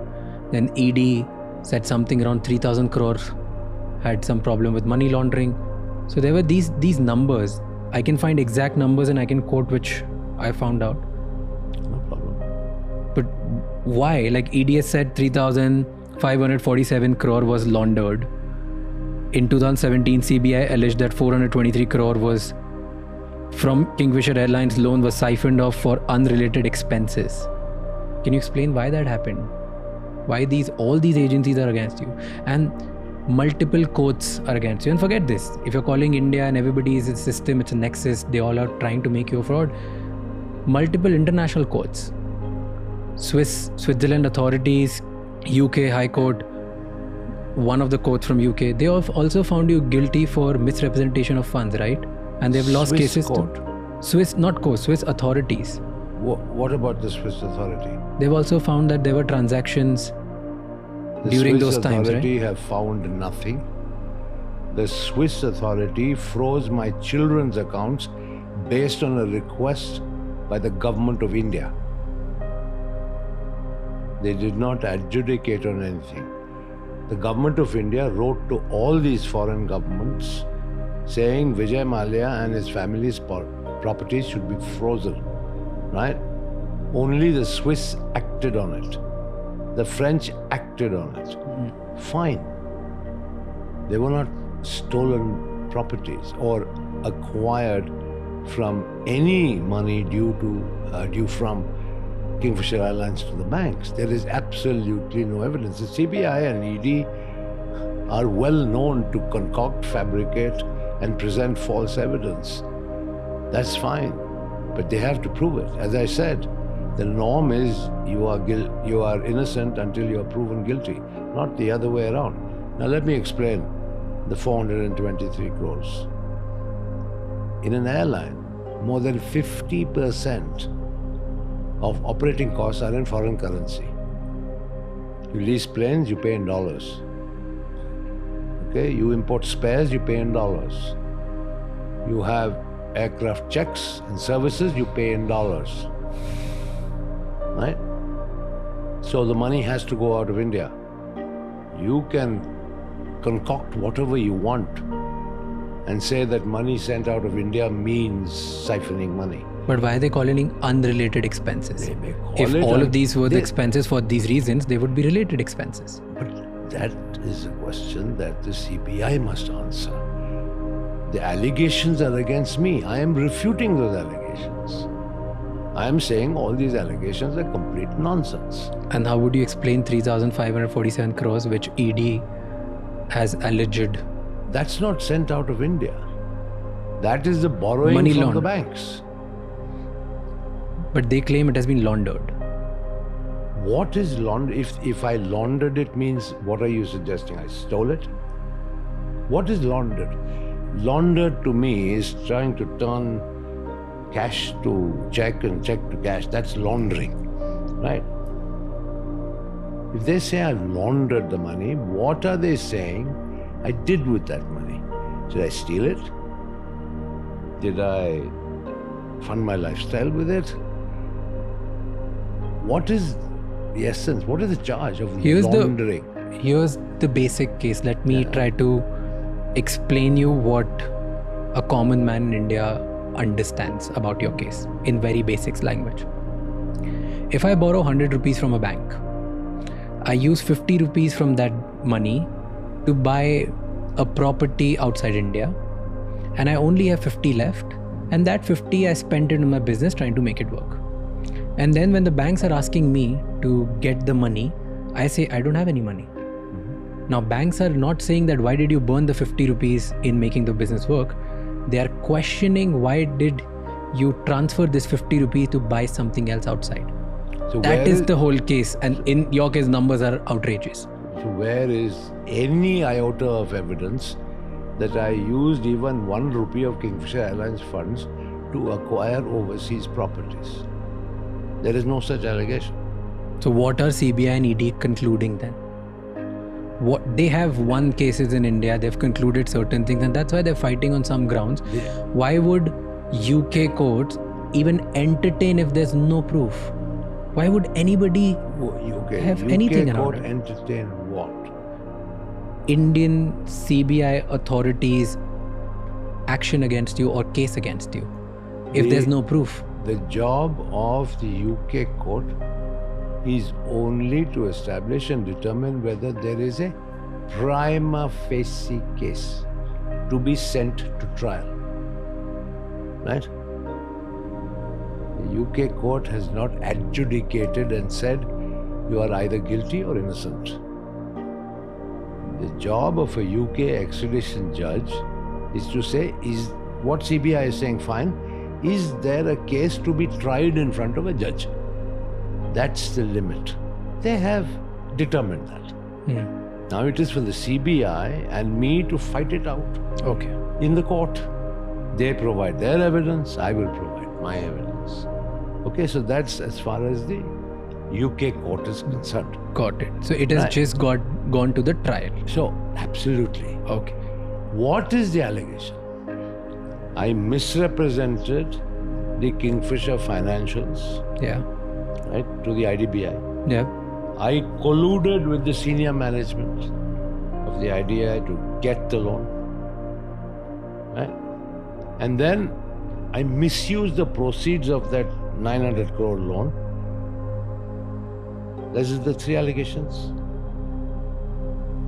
The allegation, sub-allegation about Formula 1 team sponsorship. I responded to you earlier. Yeah. The Formula 1 team sent back 10 million pounds to Kingfisher Airlines to help it. All right? They brought in Royal Challengers Bangalore as a cricket team. That was the sponsorship money paid, right, for the umpire's uniform, where it said Fly Kingfisher. It was a pure, for advertising. Of course, the CBI says it was misuse of funds. Fair enough, everybody is entitled to their opinion. But when the case is tried before a judge, it is the judge who will decide who's right, who's wrong, whether this tantamounts to siphoning or diversion or improper use. In terms of the collusion, right, there is not an iota of proof. Not an iota of proof. I met Chairman Agarwal twice, and in 2 meetings, along with 4 other executive directors of IDBI Bank. Is it at all conceivable that I would be able to make some sort of corrupt, backhanded arrangement with them? Absolutely not. But the loan was subsequently approved by the IDBI board. If there was something so blatantly wrong in the sanction process, because Kingfisher didn't meet the norms, right? Kingfisher's financials were weak. Yes, I agree. But the board of the IDBI Bank would have found out and commented upon it themselves. They approved it.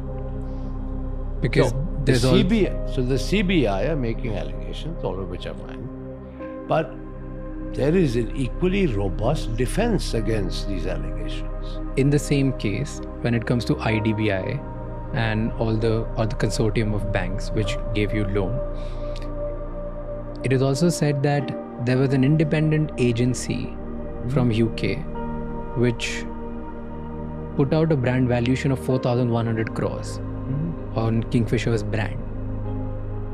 But in reality, the brand value was only 160 crores when later was audited by an independent valuer. And that was the mismanagement, and that was the collusion between you and the IDBI board and stuff. That you sold them and you misrepresented the brand value, which in reality was not the case. Okay, so let me tell you, there was no UK independent agency. Grant Thornton. Grant Thornton is a very, very well-established accounting company hired by me, not by anybody else. And the other company was Brand Finance. Both these companies gave a brand valuation, right? I submitted the Grant Thornton brand valuation report, right? The bank took it.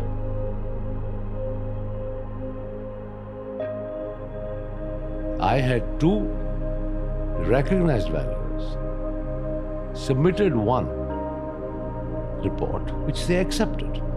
Now, is that fraud on my part? If they didn't want it, they said this is not worth the paper it's written on, tear it up and throw it away, I would have done so. It's all very well in hindsight to construct a case with all sorts of frivolous allegations. And fine, if it's got to be in a court of law, thrashed out, it will be. But how is Supreme Court favoring all of these then? Because none of my cases in the Supreme Court. Supreme Court ordered you to disclose all your assets on 21st April 2016, right? I duly did. And they also asked you to pay bank a substantial amount to show your commitment that you're ready to pay everything, because you kept saying that you were ready to pay. Right? Did you do that? I made all the disclosures under oath on behalf of myself and my entire family, including my children. Now what's the case? Now where is this heading? In your words, explain me. Okay, forget all of these things. We'll come back to what happened on 25th February, which recently you did, filing a petition to Karnataka court. Yeah, so let them give the statement of account. Yeah. So we will come to that. That's the least. But in your words, in simple words, give me a summary of series of events, what exactly happened and why are you in trouble? If I could just ask you to do it in like next 4-5 minutes. You left the country. You didn't intend to leave the country. You just left because there was a pre-scheduled meeting. Then after a month, you get to know that you've been suspended. Your passport has been suspended. 8-9 days later, it gets revoked. And since then, you're stuck here. In middle of it, the extradition process gets started. 2 times you get arrested, but you have been granted bail. The case gets to trial.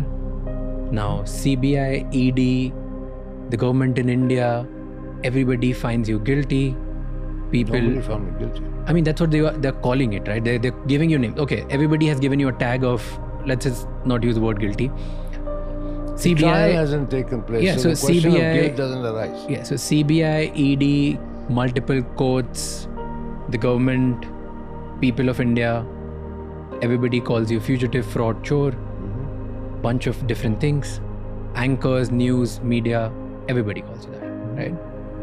And you have been publicly through your Twitter, on multiple occasions, you have been saying that, hey, I want to pay the money. I really want banks to listen to me. And you have been very clear about it. There have been multiple attempts from your side. And again, authorities commenting that though there has been an attempt from your side, but the effectiveness of it needs to be questioned. The seriousness of it needs to be questioned. Right? This is what the case is. But in all in all, in summary, people call you chor, people call you fugitive, people call you fraud. Now explain me in summary, what is your side of story? We've gone through the whole thing, but I want to understand just in short brief the way I explain right now. What is the root cause for all this? Money. There is no other criminal allegation against me. It's all about money. Right? I showed you the debt recovery certificate amount, 6203 crores. I've shown you the Ministry of Finance report, 14,100 recovered. The question to be determined now is, has the money been recovered or not? Once the money has been fully recovered, including interest, right, the root cause is taken care of. No, the root cause is intention. Sorry. The root cause is intention. Root cause is not money and recovery of the money. It started like that. The root cause of your case is intention. You had the money and you still didn't pay. That is what we're fighting. That is what everybody thinks that that's why there's a problem. If I answer the question, what was the share values then and what are they at the time of recovery, you'll get your answer. The share value went up tremendously. Therefore, they could recover 2.5 times the debt. Back in 2016, the values of all the securities would cover the debt recovery certificates. So there was a huge appreciation in the value of my shares held. So it's fine. The root cause and cause or loss to public, to the common man, Indian taxpayer, is the money, which has been more than recovered. Right, fine. I'm ready to face trial for intention. So, if they want to convict me for bad intention, I'll fight it. Win or lose, I'll fight it. But you have a problem with they calling you chor because you've repaid the money. Yeah, I'm probably the only chor who's been called chor after repaying 2.5 times. But it's okay. I mean, it's part of life. You also filed a petition in Karnataka High Court, right? What's happening there? I don't know. That petition, as I told you, was simply to direct the banks to provide a statement of account, which once again I find exceptionally strange. I mean, this is probably the only example globally where banks do not render a statement of account. But if you say that you've recovered everything and if banks provide you the statement, would you be open for an independent audit? Of course, anytime. I'm open for it now. On all your financial transactions? No problem. There's nothing to be hide. Zero. Nothing. Please, anybody can There's come nothing and to audit hide. me. Nothing. Then, if according to you the case is this clean, okay, and the authorities are questioning it, the media is questioning it, do you think you flying out of India just made your case worse? Maybe it did, but I flew out on a pre-arranged commitment with no court directive, as you seem to suggest, that I must be there. I went to Geneva for a meeting. And then, you know, the media furor that broke out, and the environment was too hot and too hostile and certainly not conducive for an immediate return. Plus, I needed to sell some securities to overseas business partners in order to generate more money to pay these banks, which I've been trying to sort of repay since 2016. Maybe not in the quantum that finally has resulted. I mean, the banks have got lucky, isn't it, getting 4,100 crores because of the appreciation of my shares. 14,000. If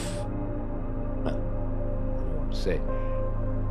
I don't want to comment on others. I might as well just focus on my own business. It's not fair. I'm not the type of person who comments about other people. Do you think people would have still calling you, like people would still call you fraud if I have done whatever I could do. if you would have stayed in India and cooperated with banks? Listen, People would not call you fraud. fine, so people are abusing me. Maybe will continue to abuse me. There's nothing I can do about it. That's why I kept quiet for 9 years. Is there any proof where you requested banks that I want to settle way before all of this Of started? course there is proof. Can you give me? Sure, it's part of Supreme Court record. How do we access it? Is I'll there- ask my lawyers to give you a copy. No problem at all. Easily done. Before 2016. Yes. Absolutely. How do you want to be remembered? How do you want Vijay Mallya to be remembered? Hopefully for the good things that I might have done. Certainly not for being a chor.